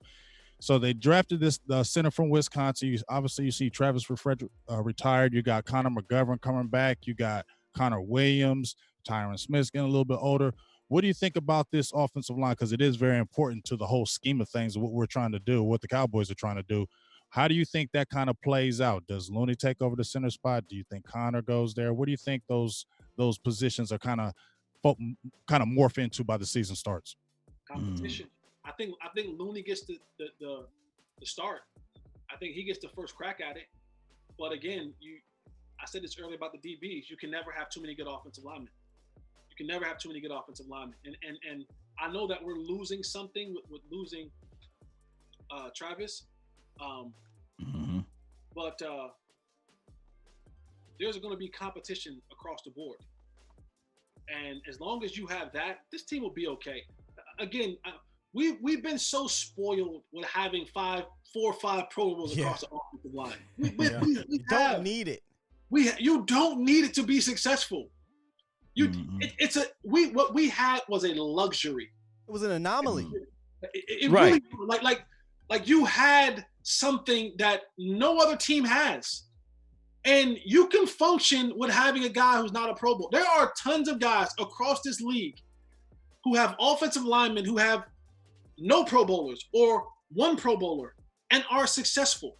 So I think when you bring these guys, I like Joe Looney. I think Joe Looney was more than serviceable when he got the start, and it was 2018. And you give him a nod, but they brought in enough guys to work out a bunch of people at a bunch of different positions. So in the event that something goes down, who they really should be looking at, this is just, and I've been saying this for a couple years. Okay. You want to start finding your new left tackle. You don't go there. I'm gonna let y'all rock. Yes, let me go ahead and rock that one, Jess. What's today's date? April 3rd, May 13th, the universe 89. I'm telling you, you better start finding your new left. Been saying it. I've been saying it for about 2 years. Backs don't get better, fellas. There's not one person that you can find on the face of this earth who've had back problems and had back surgery and their back got better. Yeah. Especially the guy who is in that bent over leaning position and taking on the brunt of another 285-pound man down after down after down again. Knee problems, elbow problems, back problems. So what if you better start looking for your new left tackle, because the one and Tyron, don't get me wrong. Love Tyron. He'll probably have a gold jacket one day, but the body's breaking down and the back, it's like the neck for Nathan Van Der Esch. You start looking for another linebacker. But Jesse, linebackers don't go hand in hand. Backs and tackles don't go hand in hand. It's oil and water. You better start looking for your left tackle. What if I told you he's there? ESPN 30 for 30. What if I told you he was there? Your future left tackle, if you're afraid of injury, is already on the team, and his name is Connor Williams. What would you feel with that? How would you feel about that? Moving him back to tackle. He played tackle his whole career at Texas. Yeah, he was small. He is. He's slight. But he's quick. Yeah, he's quick with it. He's small. So you want to go get? You want to go? Nah, I won't. You don't play around. You don't like Brandon Knight? No, I don't play around Brandon Knight. I'm saying he was. I'm saying he's a guy that he came in that game and he played. He was serviceable. I'm just saying you definitely want to get a left tackle, but he was definitely serviceable when he came in. They had high hopes. I almost blocked you. Thank you. Listen. Oh man, dude, you've been talking about Tyron Smith not going away from the team. I don't want Tyron Smith to be traded. Y'all want to trade Tyron for Jamal because it's back. I'm cool keeping Tyron. I don't. Okay. I think Tyron's fine, but I agree. You do need to have a serviceable left tackle. Is that serviceable left tackle behind Tyron? Connor Williams? I mean, who is it right now? Brandon Knight? I mean, who's the swing tackle? Oh, they signed Cam Irvin. They said Cam Irvin. Yeah. Okay, I forgot they just signed him. He has some position. There it is. That's a little shaky on that one. The offensive line will be fine. Again, I'm not jinxing him. Tyron Smith will probably miss time this year again. He probably will. The back just isn't. It just isn't one of the things that it doesn't get better in time. 3 games a year he gonna miss, Jesse. It's just right, and you can't have that in your left tackle. Yeah.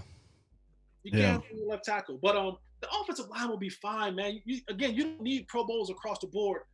I just need the guy just to hold up so I can get the ball out. It's coming out quick this year, fellas. Trust me. You hear that? That thing's coming out quick. It's coming out quick, man. It's gonna It's gonna be coming out quick. Bam, bam, bam, bam. Yeah.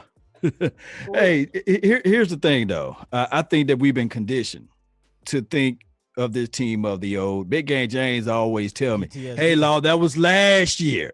That was last year. Oh, that was 5 years ago, Law. This is a new team. This is a new era. So I think that this particular coaching staff will figure out a way to make those adjustments, because we won't see the Chaz Green of the worlds of what he couldn't. A folding chair, Natchez, Mississippi could have blocked better than him. I think rolling him out there. Rolling them, but they kept him out there, And that guy, I think he got a contract after he done sacked Dak Prescott that game against Atlanta that year.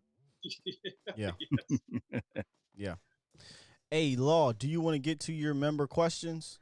Yeah. We got some members that hit me up and they want to ask you a few questions there, Jesse.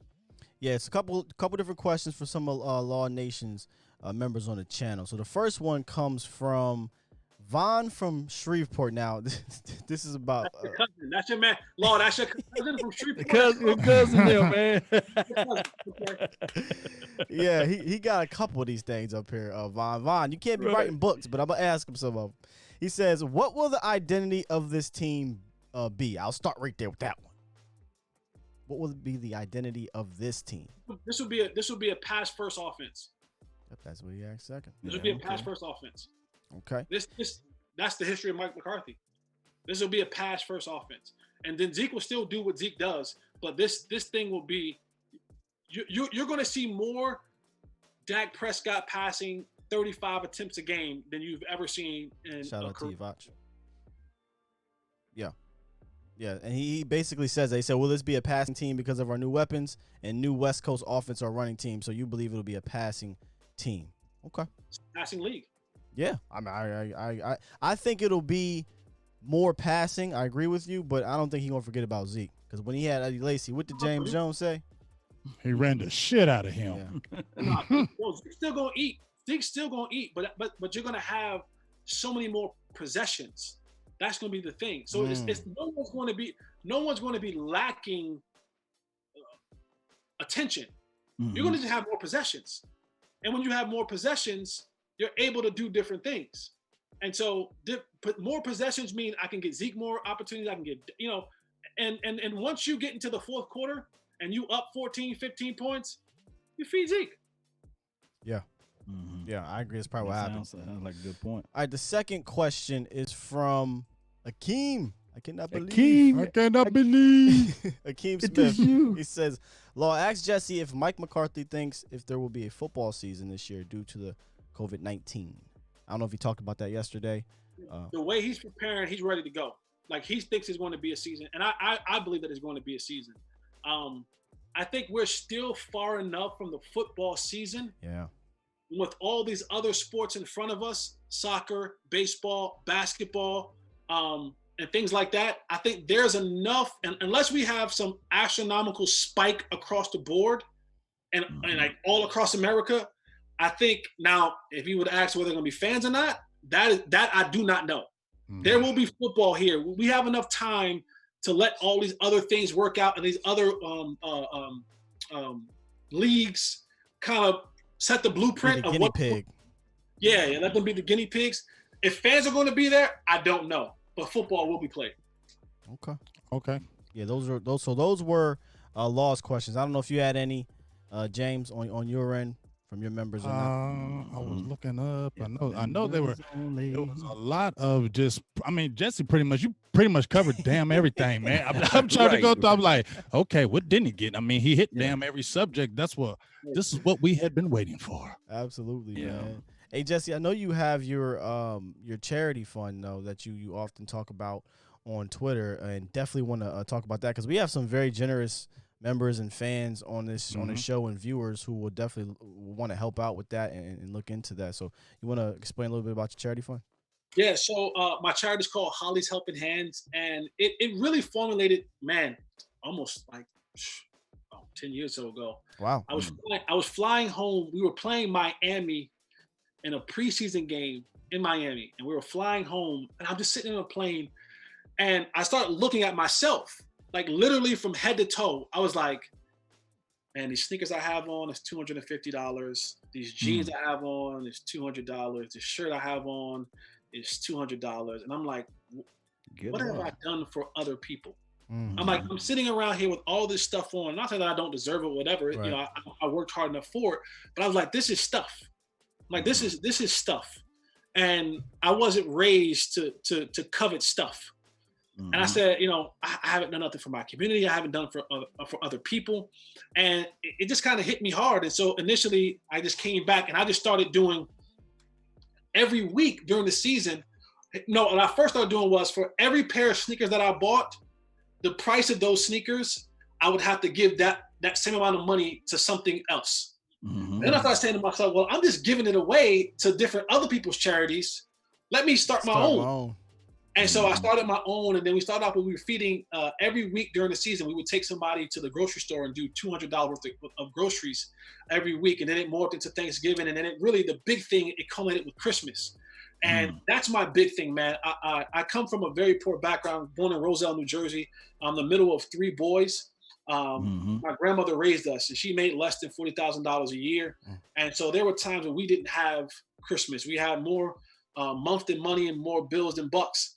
And I always would say to myself, man, I really wish somebody would just come and help us out. You see this stuff on TV, like, oh, this kid got blessed with this or that. Those kids got blessed with that. And we always like, nobody think about us, man. So when I got in that position, I said, you know, I can't help every kid, but I can help some kids. And so for the last, man, about 10 years, we do Holley Helping Hands Christmas event. And I find kids in the DFW area. And I get 2 lists. I get a list of wants and a list of needs. And I get everything on that list that they need, whether it's sneakers, jackets, clothes, underwear, stuff like that, school supplies. And then I try to get things that they want on their Christmas list. Because we live in a day and time where, you know, if you came back to school when I was coming up, you might have got joked on, but they go real hard now. Like, they go super hard. They put you on social media, fam. That's the bad part. That's the terrible. And I'm like, you know, man, I would hate for kids to come back with nothing for Christmas. And so we've been doing that. And then, you know, that's the big thing that we do. And then, like, now when there's money left over, like, quietly, I've been doing things where if people have a need right now where, you know, they're hungry and they can't eat. I've been having people reach out to me, and if they have a Walmart in their area, I'll go online and do a list. I'll do a grocery list at Walmart, pay for it, and I just go pick it up, you know. And so it's just all about finding ways to give back to people, man. And I've been put in a very, very blessed position where I remember were times where I didn't know where my next meal was going to come from. I haven't been that way in a very long time. And I know that there's still people who are out there who don't know. And I just have a love for children, and I have a love for people in need, and I want to help them as best I possibly can, because I know I can't help everybody. I know I can't. But legacy is formed by helping one person. One person who helps another person, who helps another person. Like, people are being helped today who don't know who Holley is. That's my grandmother. That's the one who showed me how to give. But her legacy still lives on, that every time a kid or a family goes, man, thank you so much, Jesse Holley. And I'm like, y'all, I'm just here. This happened because my grandmother, who did this 30 years ago and showed you the way 30 years ago, you're being blessed because of it today. And that's legacy. And I hope that one day, 20 years from now, someone says, I'm going to bless a family this Christmas because Jesse Holley blessed me 20 Christmases ago. That family will never know who Jesse Holley is, but they'll be blessed because of the legacy that I left in that other family. And that's just how I want to be. And so whether it's $5, $10, $15, $20, listen, I can find something to help people out with any amount of money that people give me. That's heavy. Shout out to Grandmama Holley. Yes. Man, shout out to the whole fam. Oh, fam.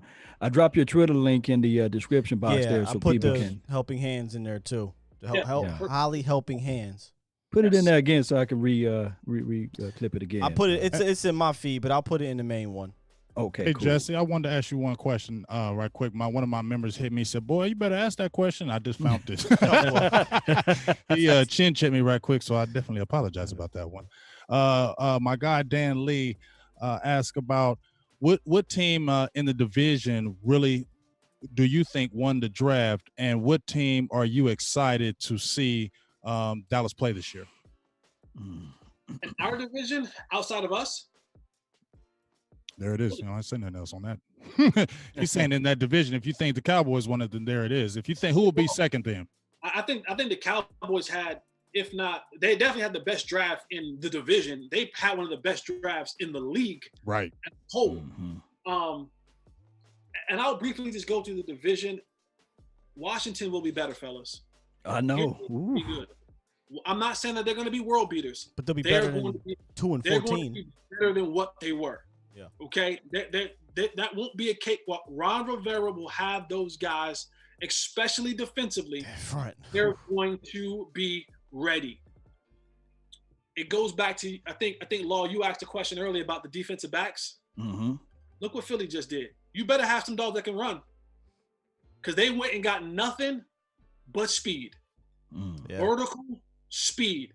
And if you can't cover vertical speed, you're gonna have a long day. They got Rager and they got Deshaun Jackson and Hightower and you gonna have to run, and then they're gonna have Ertz eating you up in the middle. You bet to be able to run and cover. They better be able to catch too. I think these guys gonna be able to catch. No man say Nelson Aguilar and all that. Yeah, right. Better than those guys. But the Cowboys definitely, and the team that I'm looking forward to, man. I want to see Baltimore for me outside the division. Oh yeah, I wanted to see that Baltimore game. It's between Baltimore and the Niners. Yeah, that's like back. I think that's two. That's back to back. They're close. They're close. That's way in the tail end. And that's the end of the season, isn't it? Yeah, the identity should be already established. I don't know if I want to see Baltimore as a whole as much as I want to see Lamar Jackson. Right. I think it's more I want to see Lamar Jackson, but I do want to see, because I do think that if the Cowboys are going to be contenders in the playoffs, you got to beat teams like the 49ers to get to the playoffs. I mean, to get to the Super Bowl. So I want to see how they match up against that defensive front and that team. They're a really good team, but for me, it's Lamar Jackson, seeing Lamar Jackson against us and the Niners. No doubt. And one last one. I apologize. I'm done. I'm apologizing, man. I'm sorry, but we kicking it, man. The lunatic asked me. That's one of my guys. The lunatic asked me. He says, "Which assistant coach are you most excited to see? Are you? Yeah, that's a good one. The assistant, yeah. You got Tom Sula. You got Lindquist. You got Al Harris. Besides McCarthy, who was the other guy that got you excited on the staff, the assistant coach? I don't know if I have an answer for this. Wait, I didn't think about this one. He. Luna, you got me. Lunatic, you got me on this one. Coach you Bones, go, the lunatic. I'm gonna answer it for him. Coach Bones, because our special teams last year was on the bottom end. There you go. Yeah, we was on the bottom end last year, so hopefully, man. Question. You know what? I don't know. That's the rest of people. I don't have nothing. Tweet me the answer one day. Just say, hey Jay, I got you. I remember now. There you go. Send it to the lunatic. Send it to the lunatic. I'm gonna really dig at this. It's gonna be like, I got it. Shower or something like that. Some Jerry Jones stuff. Like I was in the shower and it came to me.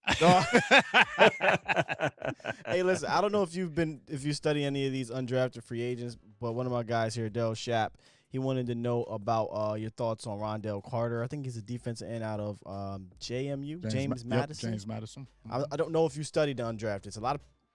You guys had Jeff Kavanaugh last week. Yeah, I know that. Yeah, he talked about him. I don't even know why. Hey, Shop, I love you. But Jeff talked about him yesterday, Playboy. That's who goes in on those You guys. got to hit that rewind on the other episode. Go back and watch yesterday's show. I know my strengths, and when you start asking me about now once we get to the season, then we can talk about season. Oh, I'm good then. I know like Jeff finds all the guys under the rock. Like, I'm the guy like, all right, when I see what is the finished product, then I start digging into those guys in the finished product. So hey, kept it being. I'm the same way. When we was doing the draft show, and they would pick a player, and I didn't know who it was. Reggie Robinson picked in the 4th round, 123. Take it away, Law Nation, because I definitely didn't study that man. Thank you for tuning in to the Law Nation Film Session. Yeah, it is. But my dog Botch Lombardi, he said he knows everything about Rondell. He's in the chat, so y'all check out Botch Lombardi's film breakdown on Rondell. Jesse, this would be a question right here that may be kind of edgy a little bit, but they want to know your opinion on this. Is Desmond Bryant done? Because you played the game, you played the wide receiver position. Cowboys, were you there with Dez? I think. I don't know. Yeah, because wasn't Dez hurt? Dez hurt. It wasn't his quad hurt. You there with Dez? Yeah. He was there with Dez. Oh wow. Mm-hmm. Because when you had that game, wasn't his quad was hurting? That's why you was playing. Then Miles Austin went out that game. Yeah, he hurt his quad against the Jets. We lost on 9/11 again in New York, and he had a quad. I'll say this because I've known Dez for a long time. I got you. If you have hopes and dreams of Dez Bryant playing for the Dallas Cowboys, let him go. Let them go. Let it go. It's not happening. Not happening. It was never happening. It was never happening. That's what I said. I said once Stephen Jones said it's a wrap, it's over. Listen, if they wanted him, they would have kept him. If they wanted him, they would have kept him. And it didn't matter what other coaches might have wanted him going. If Stephen and Jerry wanted him, he'd still be a Cowboy. When they released him, Stephen didn't want him. When they released him, that was the door closed. And now all the good talk about it now that kind of gives people hope is just them saying, "Hey, we rekindled our relationship. Let's keep it on the good side of things." It's not that they're saying that they're opening the door for him to come back in. It's just saying we love Dez Bryant. He's a part of our family. He's going to be a Cowboy for life. But he ain't playing here no more. There's no need to keep kicking his back in. Let's just say, you never know. They love Dez. Jerry Jones loves Dez. So he probably had to talk with him and say, listen, we don't have to say negative things about him. Just, keep it cool. I do think that there's a place for him in the National Football League. I do think the biggest thing for Dez, and I kind of get upset. Let me say this right. Dez gonna be tweeting. Shout out to you, Dez. Woosah. We have a sensitive society, and if things aren't worded right, everyone gets a little bit butthurt. I got you, bro. I don't care because it's whatever. But let me just word this right. I'm never against a man or any man making a living. The thing that I don't like with Dez and how he's approaching some of the stuff that he's doing and who he's working with is you're constantly putting out this film that doesn't consistently look good. Oh. And a lot of fans will look at film and just see things that I don't like. Some people watch the game for first down and touchdowns. I watch the game from a different perspective. Oh, break it down. So when a lot of these videos come out, especially the early ones, they did not look good. And so it wasn't a good look for Dez, but it was a good look for the representation that was training Dez. Because I get the chance to say that I was training this player. They didn't look good. You're right about that. And I'm not knocking anyone. Everyone has to make a living. If I was Dez and to match up what he's saying to what he's actually doing, because a lot of what he's saying is, he said I can play the Jason Witten role. Now he didn't mean tight end. Right. Kick me inside. Right. He didn't play inside. Right. But everything that you showed me is you running routes from the outside. Everything that you showed me, you ran around from the outside. If I was him, I would say, and if he's listening, Dez, I would say this, and I've said this to him. Find tape of Wes Welker, whether it's through coach's film, practice film, NFL League Pass, YouTube, whatever. We live in a day and time when you can find anything. Yeah. Right. And I would watch as much Wes Welker tape as I can possibly watch. And then all of my drills would be to mimic that. Not to mimic outside routes, because you're saying you want to play the slot. But you're showing me nothing in the slot. You want to be a boundary wide receiver from the You're tape. showing me outside the numbers receiver stuff in all the videos that you post. Where I haven't seen the short little bursts. I haven't seen the whip routes, and I haven't seen the quick option. I haven't seen any of those. I haven't seen you working on levels over the middle, under the mic, over the Sam. I haven't seen any of that. I haven't seen those.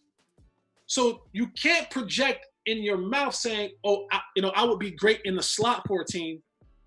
And then because right now we're in a place where you can't go work out for teams, so everything that you're putting out shows outside stuff. And a lot of the early stuff wasn't good looking outside stuff. It's improved. But if you're trying to sell me something, then your mouth and your feet have to line up. So with the Cowboys, I think that's a done deal.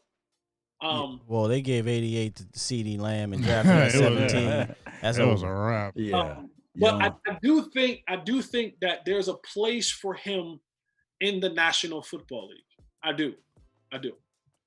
Wow, great! That was a great take on him. I have to do this here. There was a huge donation here, $99.99 by AD, and this is actually for Helping Hands. So Jesse, I think you have your PayPal. It's up on my it's on Twitter. I'm gonna go to that PayPal and I'm gonna move this over there. He has this is a very special donation here. He says this is for Helping Hands. Do you mind giving a shout out to his two special kids, Emmett and Ellis? He's trying to find a way to get you this video of his newborn celebrating your touchdown back in 2011. He believes he tweeted you. He's not sure, but he says blessings to family. Wow. That's deep. Right. Absolutely. We'll send it. Awesome. If he has Twitter, definitely hit me up on Twitter. And you guys posted at Mr. Fourth and Long. Yes. And if anyone else who doesn't have Twitter or anything like that, if you hit me up on Holley's HOLLEYS, Holley's Helping Hands at gmail.com.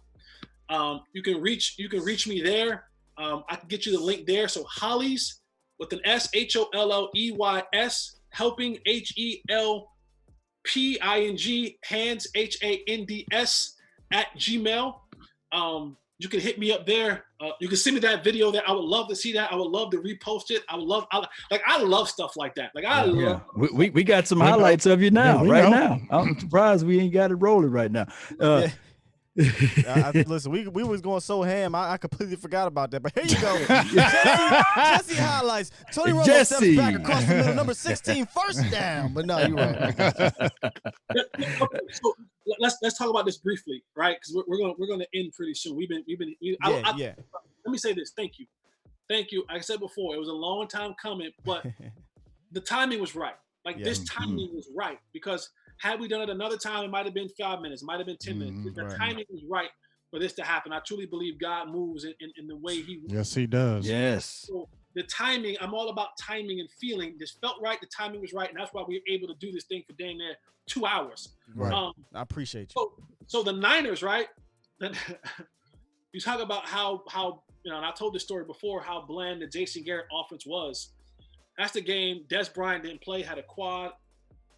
Miles Austin, we're in the fourth quarter. I remember Miles comes back to the huddle, and he looks at me and he goes, "Dog, I'm done." I said, "What?"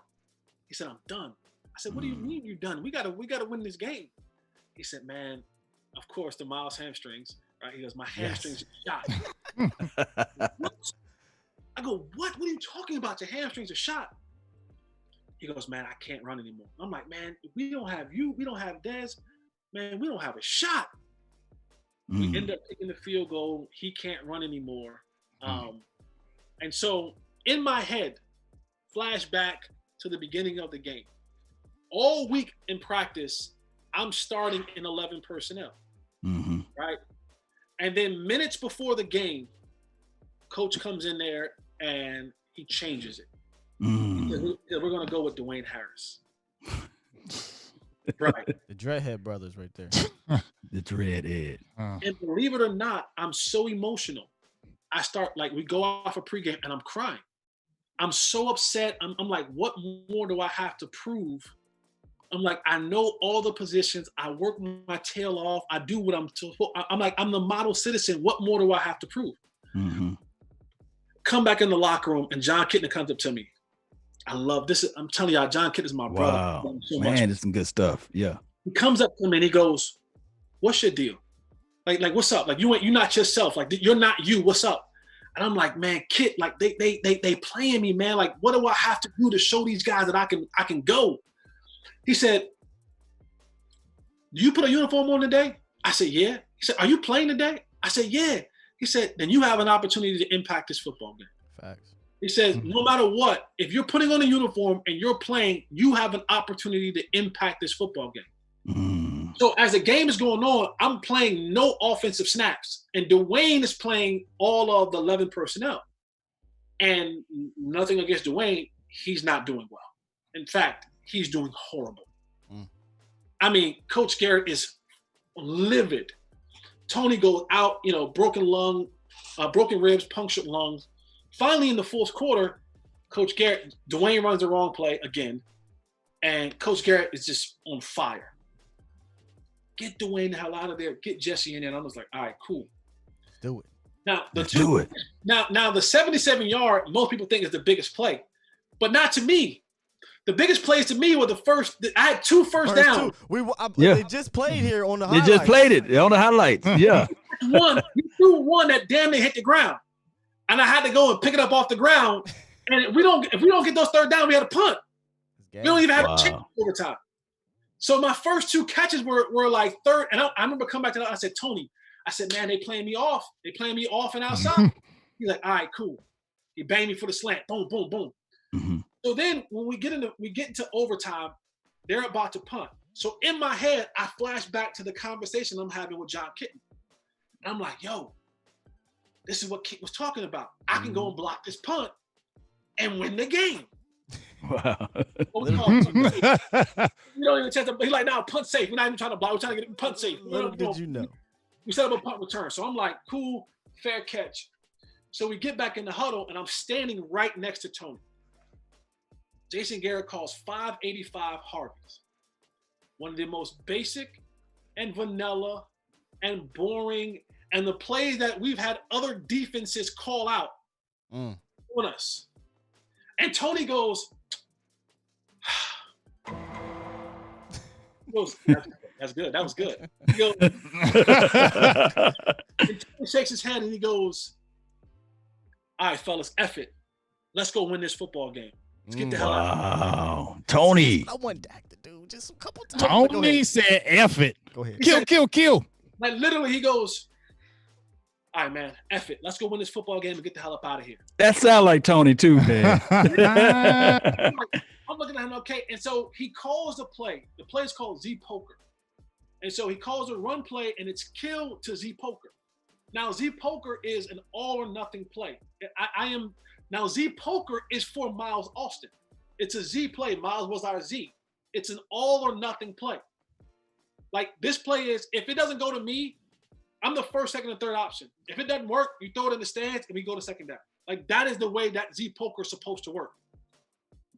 Now, if the safety is just, if it's a single high safety, and he's in the middle of the field, then that's when I jab him and I go over the top. If it's a too high safety, I go up 15 to 18 yards and I sit in the middle of them. Those are the two options. So I'm looking, he calls the plays, he poker, and I break the huddle, and I go, oh, snap. That's me. That's me. That's me. And I'm looking, and I'm watching, and I see the safety rotation happening, and I'm like, it's about to happen. And Tony goes, kill, kill, kill, kill. And I go, oh, shit. This is about to happen. And sure enough, he play fakes it to Tashard. The safety bites up. I nod him and go over the top, and I'm running, right? And I'm running. And I look back, and I'm like, come on, Tony, throw the ball. And I'm waiting for the ball. And so I catch it. Now, if you people remember, that day was about 85 degrees in Candlestick, unusually hot. Uh-huh. I had played a couple more plays than I normally am used to playing. So when I catch it, I'm like, run, just run. But I hear Dante Whitner coming up. I can hear him breathe like, Get him. And so I'm like, damn, that end zone is so far away. And I'm pumping. And I'm to the point now, I'm like, yo, I've hit max speed. Now It is right here. There it is right there. Oh, you let him catch you. You put that arm all the way out with that ball. I peaked. And so now I know in my head, okay, just start fading to the sideline and hope he quits. Because everything from here is downhill. Like everything from here, there's no more top speed. Everything now is a downhill win. I hope it carries me to the finish. But I hear Dante Whitner like, I can hear it. And I'm like, damn. I'm like, come on, Angel. Come on. I'm trying to pump my arm, and that monkey jumped on my back. And so people think I'm like celebrating. I'm not celebrating. I'm damn sure that. Oh, that's what we. Yeah. We like, is this boy showing off? If he's showing off, if he's celebrating. Showing off. I remember Space Jam. You was trying to reach The basket. So I'm running, and I'm like, damn. And so I can feel Dante like he's on me. And so I'm like, if I just stretch while he grabs me, maybe The momentum's gonna have you go right in. It didn't happen that way. But and here's why I say it didn't happen that way. And if you've ever heard my story, if you've ever seen my story, you can Google it. It's up there. And my shirt, I wore this shirt for a reason, because I want people to know what I represent. Right. I want people to know that I'm all about that celebration. Yeah. Mm-hmm. I was never supposed to score a touchdown. Early in my career, when I was with the Cincinnati Bengals, and I was blessed with this gift to play in the National Football League, God was using me to go into these locker rooms and help change the culture of men. And I didn't do it. And I was all about everything wrong. I was about partying. I was about hanging out. I was about flying girls in and out of the city. I was about doing everything that I was called to do. I did not take the blessing that I was given, and use it properly. And so God took everything away from me. To the point where I was broke, where I was homeless. I was living in North Carolina on a friend's couch. I worked as a security guard at night. A mall cop, flashlight cop. I see you at night, and I worked at T-Mobile in the daytime. I didn't have enough money to pay my insurance. I even got pulled over one time, and the cop took my license plate. I had to steal another license plate from a car in the complex just to get back and forth to work. Wow. I was blessed with the opportunity of 4th and long, which I won. And I told God, if I ever got in a position again, that I would give you all of the glory. Amen. And so, if I score a touchdown, the game is over. People mob the field. People jump on me. They pile on me. They do all that stuff, and people don't get a chance to see me praise God. But because I was tackled at the 1 yard line, the cameras on a national TV game for the greatest franchise in the world. That moment, and when you see me go up like this, all I'm saying glory. I'm saying thank you. I'm not worthy for this moment. I'm saying you hear me scream. I'm saying glory because in that moment, that was my moment where God was saying, will you praise Jesse again? Or will you give me the credit? Wow. That's real talk. In that moment, my natural instinct, my natural thing to do was to give God praise for everything that he took me through and up to that moment. And so people say, well, you should have scored. I was never going to score. That was never in the cards. It was for that moment that somebody watched that and said, glory to God. Praise God. Hallelujah. Amen. There was somebody who watched that and said, that man is about Jesus. That man is about Christ. And there was somebody who saw that wanted to know more about Christ from that very moment. But the nation and on Sports Center, on all the highlight shows, had to watch me get up and raise my hands to the heaven and give God praise. And there was nothing that no one could do about that because you couldn't show that play without showing the end result. Right. People say, oh, you should have scored, you should have scored. I always laugh and say it was never for me to score. And I gave y'all Dan Bailey because Dan Bailey missed the field goal. Never missed that field goal. Redemption. Field goal. So I gave him a chance to redeem himself, and then he went on and made like 30 in a row. Yeah. Broke the record. He made like it happened. You remember that. So y'all can thank me for giving y'all Dan Bailey. But that is the reason, and that Dante Whitner is really fast, why I didn't score a touchdown. Jesse, that was amazing. That was amazing. That got to be in our Hall of Fame of stories so far. Okay, I think that's how it ended, fellas. I think because there's nothing I can say greater than that. No.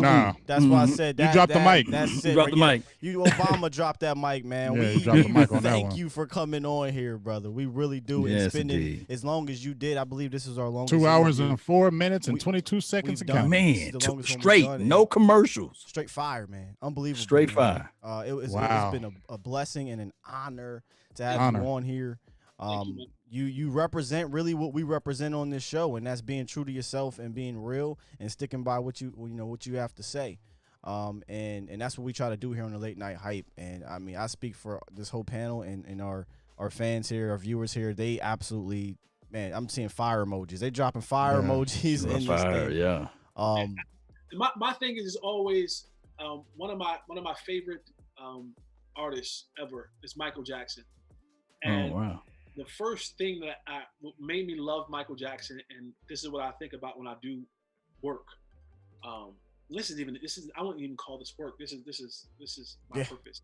Yeah. And you can Google this. Michael Jordan is performing at a concert, and there's thousands. Michael Jackson's thousands of people at this concert. It's outside, and he's performing, and you see people fall out. You see them, and they're like carrying people over these thousands of people falling out because of Michael Jackson. And I remember seeing that, and I said, every time I get an opportunity to perform, I want people to fall out. I want people to remember that performance, because there's people on your guys' show who may have heard of me and never heard me speak. There's people on your show who's never heard of me. There's people on your show who's never witnessed anything that I've ever done or remember or any of that. And so when I get a chance to speak, or when I get a chance to perform, I want people being like, yo, because this may be the first time they ever hear me. There's someone on your line that vouched for me. There's someone who told someone, yo, on the late night joint, Jesse Holley, you need to watch. We'll be talking about it. They will be saying that. But that person who vouched for me, I want them to be right. So, and then I'm always going to be me. I don't know how to be anyone else but that, because at the end of the day, I got this really big mirror in my bathroom, and I got to walk by it a lot. And the day that I don't like the person that's looking back at me is the day that I have a problem. And so whether I get on this platform, or on Twitter, or on any other platform, I'm going to be the person that when I walk by that mirror, I'm going to be okay with the person that's looking back at me. So I'm never going to fabricate stuff. I'm never going to make stuff up. I'm never going to try to be something that I'm not, because that person that looks back at me in that mirror that's the person that I have to be true to. And if I don't like what I see that's looking back at me, that's a problem. So I'm always going to make sure that that guy that looks back at me in that mirror, I'm like this. We good. We cool. We cool. Oh my goodness, man. Unbelievable. Yeah, you dropping all Some lessons, of man. Some lessons here, you guys, that he's preaching here, and I love it. Absolutely love it. I'm going to run some of this back just to listen. You know, You're right. Bring that beat back. Running back just to listen. You guys got some parting shots for him here. I don't want to hog up the mic because I could go. Yeah, I just want to say, and I know you got to go because it's been 2 hours, but I just want to say, Dominique, that's in the chat box over here, he said, you are now his new favorite athlete. So that's just like you said, all it takes is one person. That'll change, but I appreciate it, brother. Hey, man, that's what happened. And it's so funny you say that because I'm going to take that model that you talk about, no matter where you go, on whatever show, there's people that haven't seen you.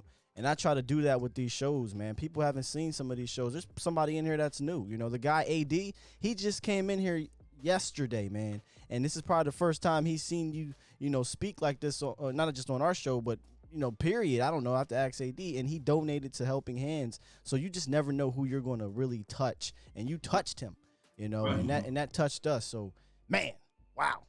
Fire, man. Wow. Absolute fire. Man. I tell you what. I was going to hold off on this announcement for next week's show, but I'm going to drop it because this is why I'm going to drop it. All right, you ready, Big Game in Law? Yeah. Next week, we have a very special guest, but I think he's got a very hard following because Jesse Holley just ripped it tonight, y'all. He just ripped it. I'm serious. Darren Woodson is going to be here next Tuesday. Tuesday. I love watching Woody. His analysis. I grew up. He was one of my favorite players, and I could Law and I know Big Game. You said that was your guy, right? I almost pissed my pants when you told me. I'm keeping it real. Oh, Darren Woodson, y'all. That's Woody. I spoke with Woody earlier, and it's on and popping. I'm excited to bring him on the show, but I'm going to tell you right now.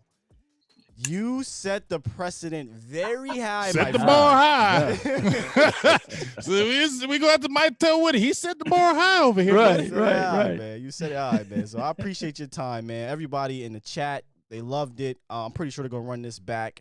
And the panel, I mean, look, we've been rapping with you off air, on air. It's been a blessing. It's been an honor, brother. Really has. Hey, and one last thing, Jesse. This was God's plan tonight. This was God's plan because just how you said the timing, we had all been talking was so crazy. We had all been talking like, hey, we need to holler at Jesse. And we all had been going back and forth. And just one little thing about the high, somebody gave you a high. That's just God saying, hey, you know what? You're right. Let's make this happen. And it's just a beautiful thing. We really appreciate you. Early, man. I go a lot on my feelings and discernment, and it felt right. That's why I was like, let's do it. Let's do it. Yes, indeed, man. Let's do it. I didn't give no haggling. Let's do it because that's how I roll. When it feels right, I'm like, all right. God says it's time to go. Let's go. But if it feels right to me, I don't do it. I'm like, woo. I love you, man. Hey, y'all want to? What y'all want to do? Y'all want to stick around after, or are we gonna wrap it up? Do it like we did yesterday? Yeah, we can do it like we can still keep talking. All right, so look, we're gonna wrap it up with Jesse. We'll come back, maybe take some calls, and just give us a few minutes to kind of come back down right now, because I ain't gonna lie, I'm on a little bit of high right now. Appreciate you, Jesse, again. Man, yes, we appreciate you. Make sure y'all drop these fire emojis for Jesse, man. Yes, Yeah. We will follow his Twitter. Yes, Right back. follow his Twitter. Yes. It's in the Gmail. Helping Hands. Helping hand. Holley's Helping Hands at gmail.com. If you want to donate to the charity or get information on the charity, make sure y'all drop email for him and follow him on Twitter. He also has links on for that as well. So we'll be right back to wrap up the show. Man, it's a good show, man. Real good show.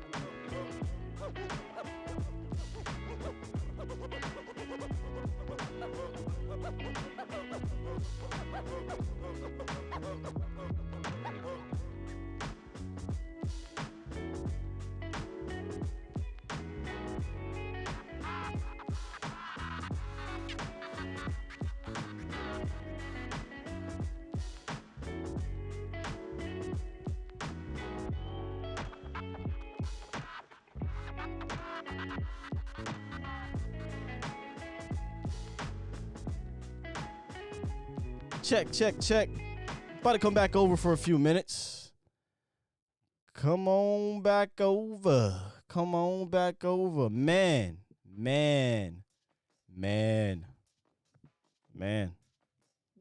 We back live, by the way, guys. We are back live, like 95. Hey, Law, tell them what they rocking with. Nothing but the best, man. This is a great situation, man, to have these guys on the show, man, to come in to fill us with their time and their experience. Also talking to them off air, about the process and about the Lord and about everything. Look, I don't know about you all, but Jesse told us that we're heading in the right direction, basically. And how you feel about that, Sky? No, Jesse was saying things off air that, we kind of been talking about ourselves, and it's just so interesting when you see people that's been in the industry, that is in the industry, and that's been places that we want to go, that are saying those type of things. So it's awesome, and I mean, I'm not gonna lie, there was times during that damn interview I got chills. Especially towards the end there, and I seen people in the chat were feeling the same way. E2, what's up, E2 Blue? He stuck around, man. E2 was in it. He said great stuff. Josh, my boy Josh stuck around. He said ain't going nowhere. Wow. I mean, just wow. We're not even going to but we're not going to take calls for this one. We just want to come back on and kind of just read through some of these chats here and let you guys know. A little bit. Brief, kind of. Bring it back down a little bit, because that was amazing. I mean, I don't want to hog the mic, man. You go ahead, Law, and James, how y'all felt about that show there?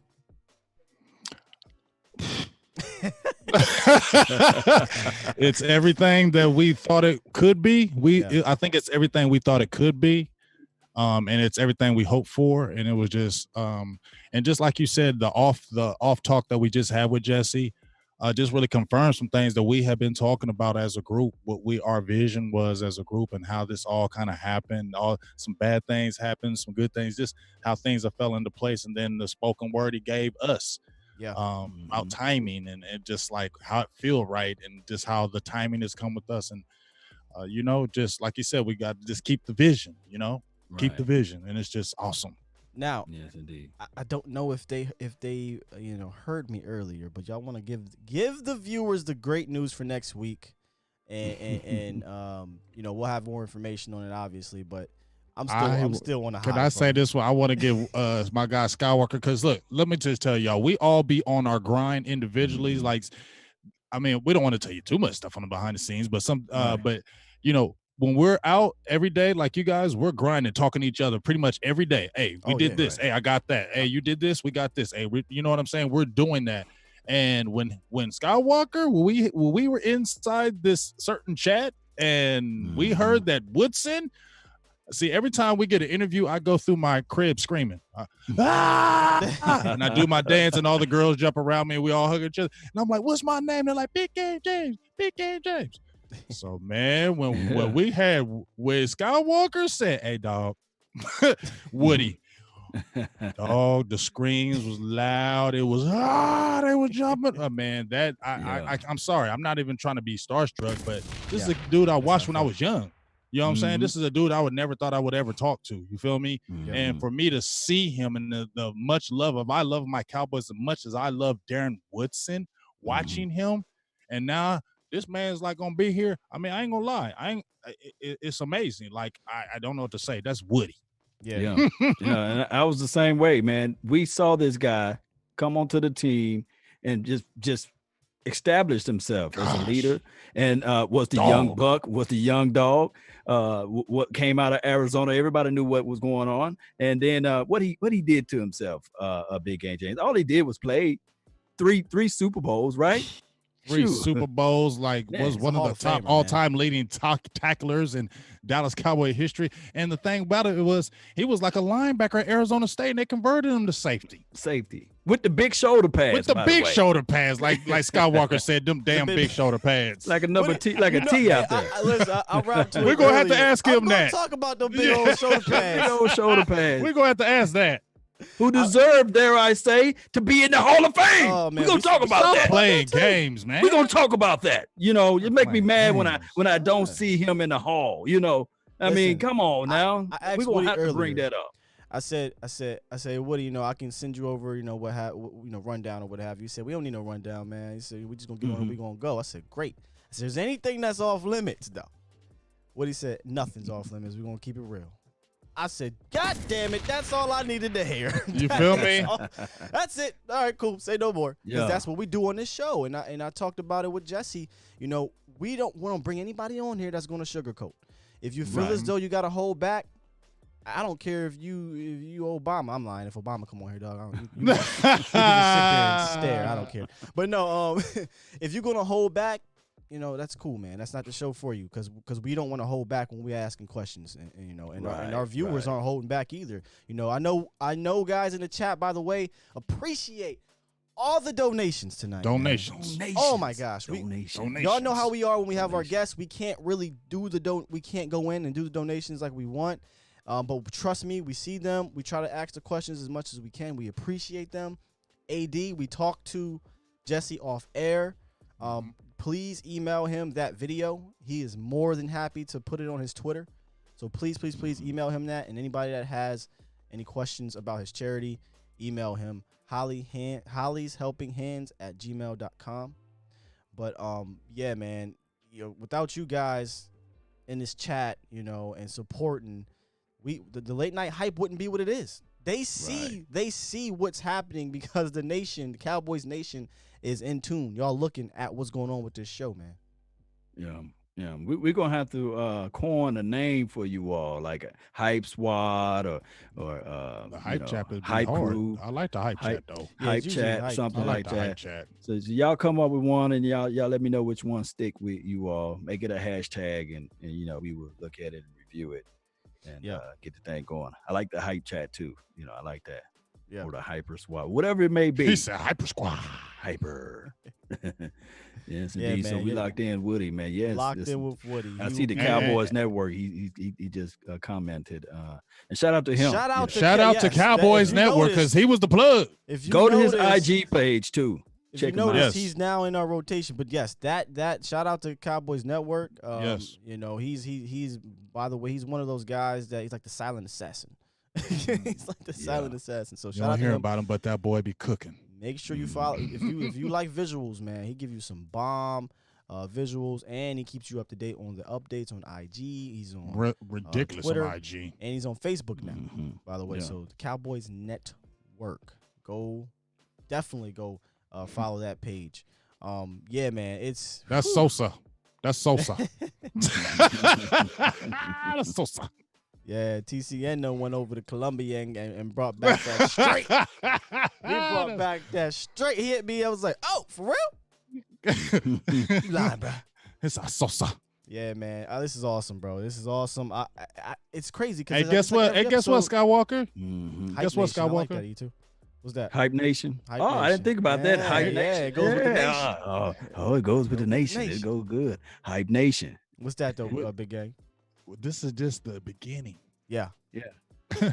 Law Nation, Skywalker. Walker. This is just the beginning. We talked about it, but Yeah, you the missed him, support Jay that y'all Garrett. been giving us, I'm just excited, man. I'm getting chills again because we set with the vision and the people have just really said, you know what, we are fully behind this late night hype. Let's go for it. Right. And now we're just trying to kick in these doors, y'all. So now you see support even more, go even harder for us.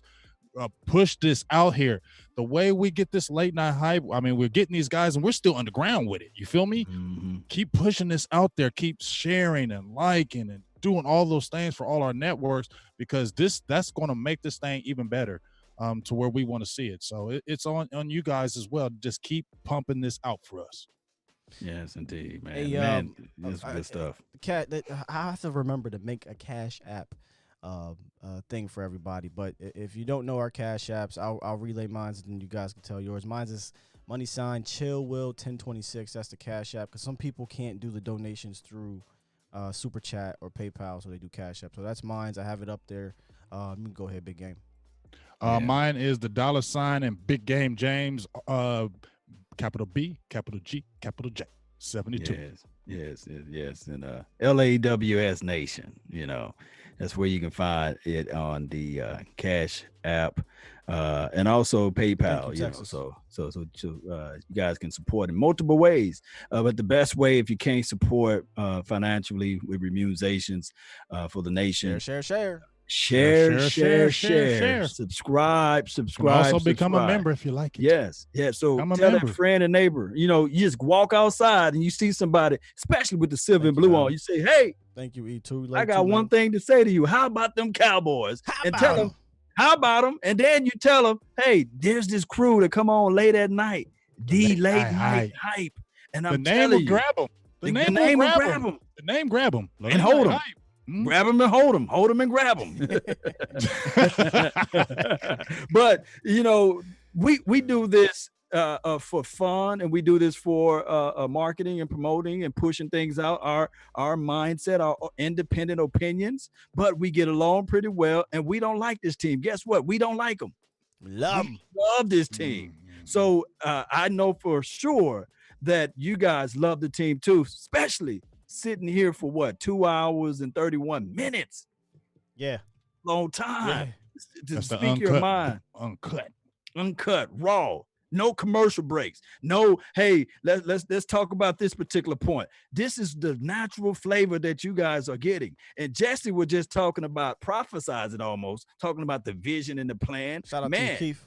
Man, but I tell you this, when there's hope in the future, there's power in the present. So right now, everybody under the sound of my voice, man, we are trying to give you guys the unfiltered, the raw, authentic, original, flavor from the nation, from Big Game James, everything else with Skywalker still with the new field, and Big Game James, everything else remained the same. Baby, this thing is going to be banana crazy when the season starts. He said banana crazy. Banana crazy. Yeah, see that banana crazy. It's just swishy and it just go everywhere. And it's just slimy. You just can't grab onto it. It's just crazy. Or you play Mario Kart back in the day, you flip on that banana. Think about this though, Law. Think about this. Let's say by chance, okay, we feel like there's going to be a season, but let's think that what if their fans can't go to the games, right? Let's say that happens and fans can't attend the games. Man, well, guess what? You really better be watching us then, because all eyes on me. All eyes on us, right? If we don't if they can't go to the games. Real quick though, how y'all? I'm feeling good right now. Normally we would just be getting on a late night hype. Y'all could answer some questions in the chat for a couple minutes, or y'all got to go? We good. We good? Okay. First of all, shout out to Eric. We ain't 30 minutes good. No, just a couple minutes. Shout out to Eric, man. Eric just dropped a $50 donation in the Cash App, man. Appreciate you, brother. Nice. Appreciate you so much. Nice. And that's instant. That's instant. No 45%. No taxes. Yeah. The YouTube Illuminati can't take 45. No taxes. Absolutely.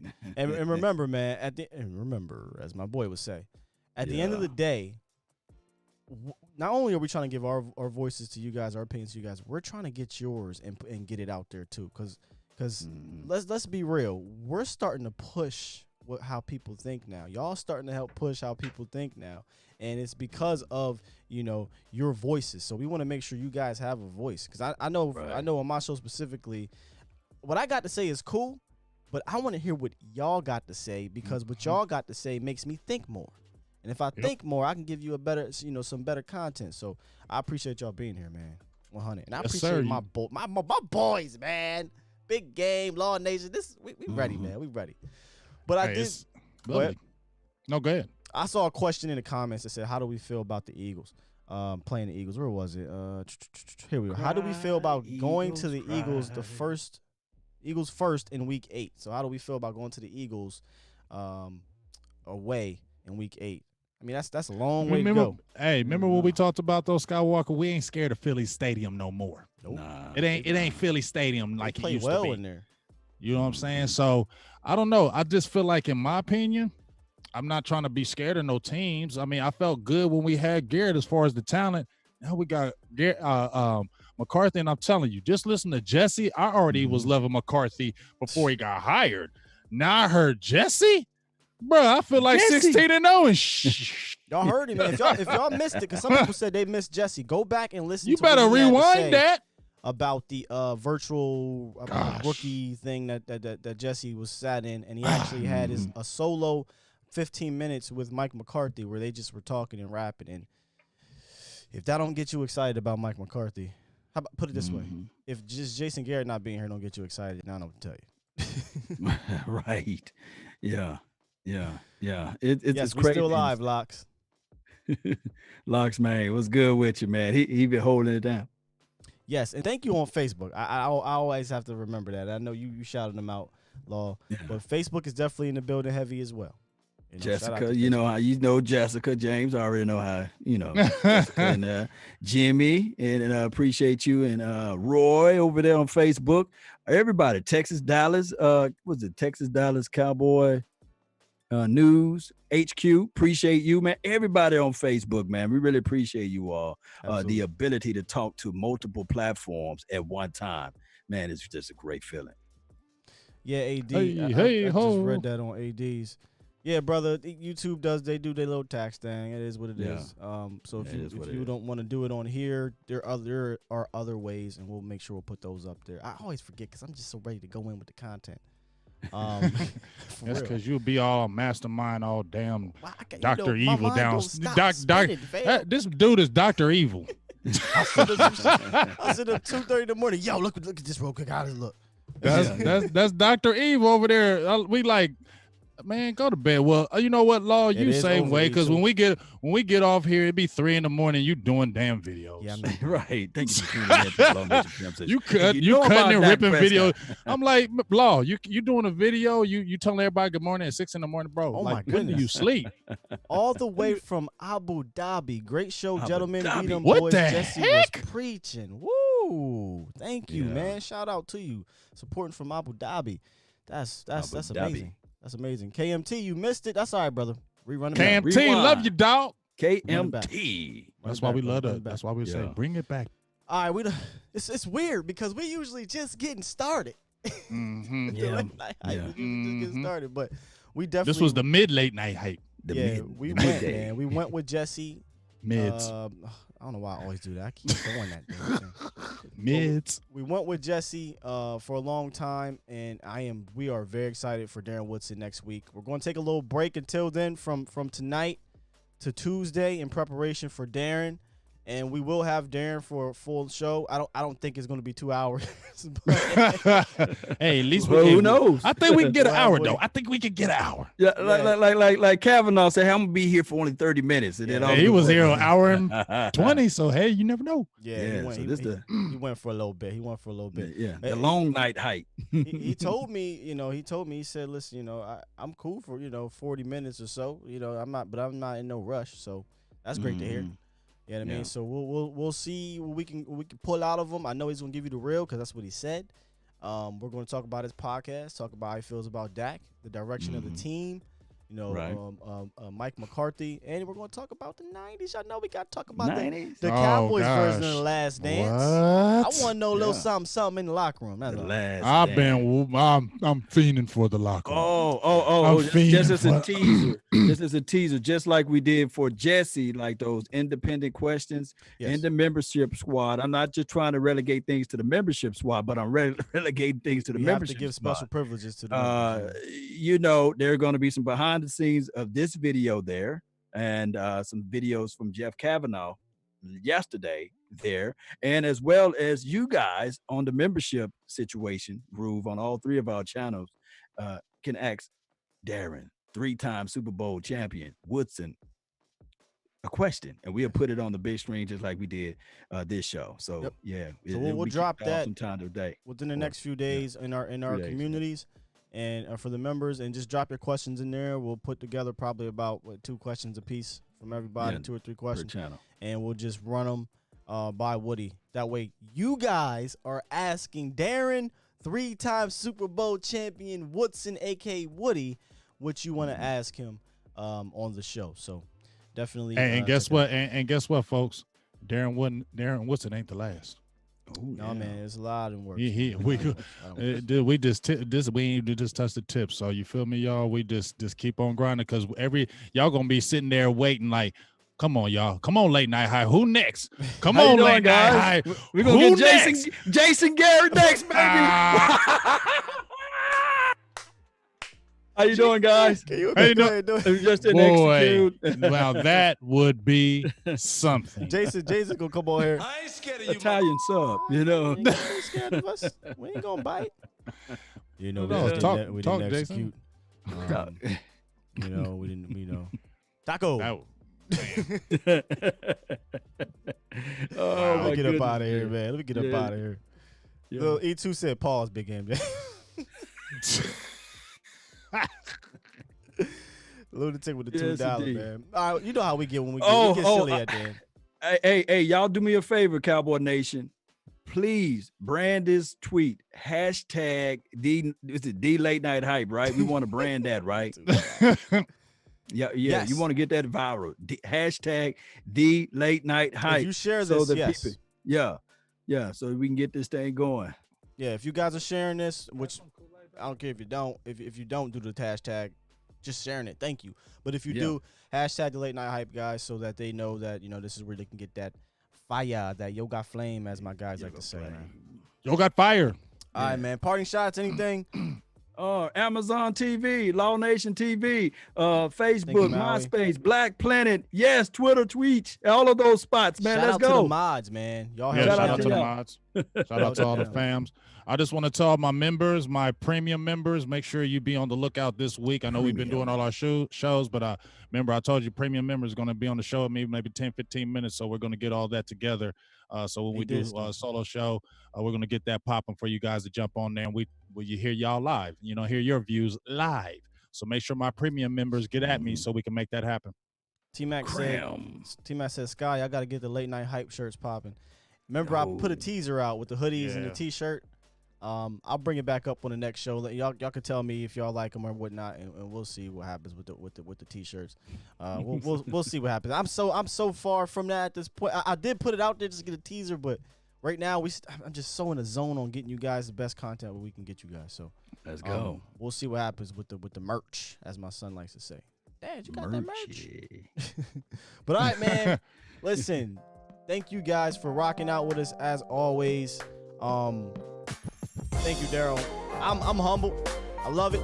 Love y'all. Shout out to my guys, Big Game, Law Nation. Amazing show today. Run it back. Bring that Run back. it back. I'm going to run it back. I'm going to be at work tomorrow just listening to us, bro. Just listen to Jesse. Yeah, Hey, tell them what we is, Big Law Nation. Tell them what we is. You're listening to what? Nothing but the bass. Yes, sir. Let's go.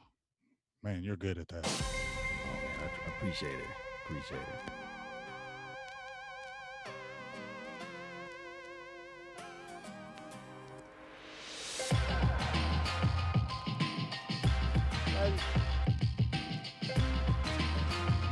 Yes, fire. Hey, you know what's so funny? You know Ryan Humford, my guy. He was texting me back and forth. He just texted me, said, "You know West Coast shitting in his pants right now, but he'll never admit it."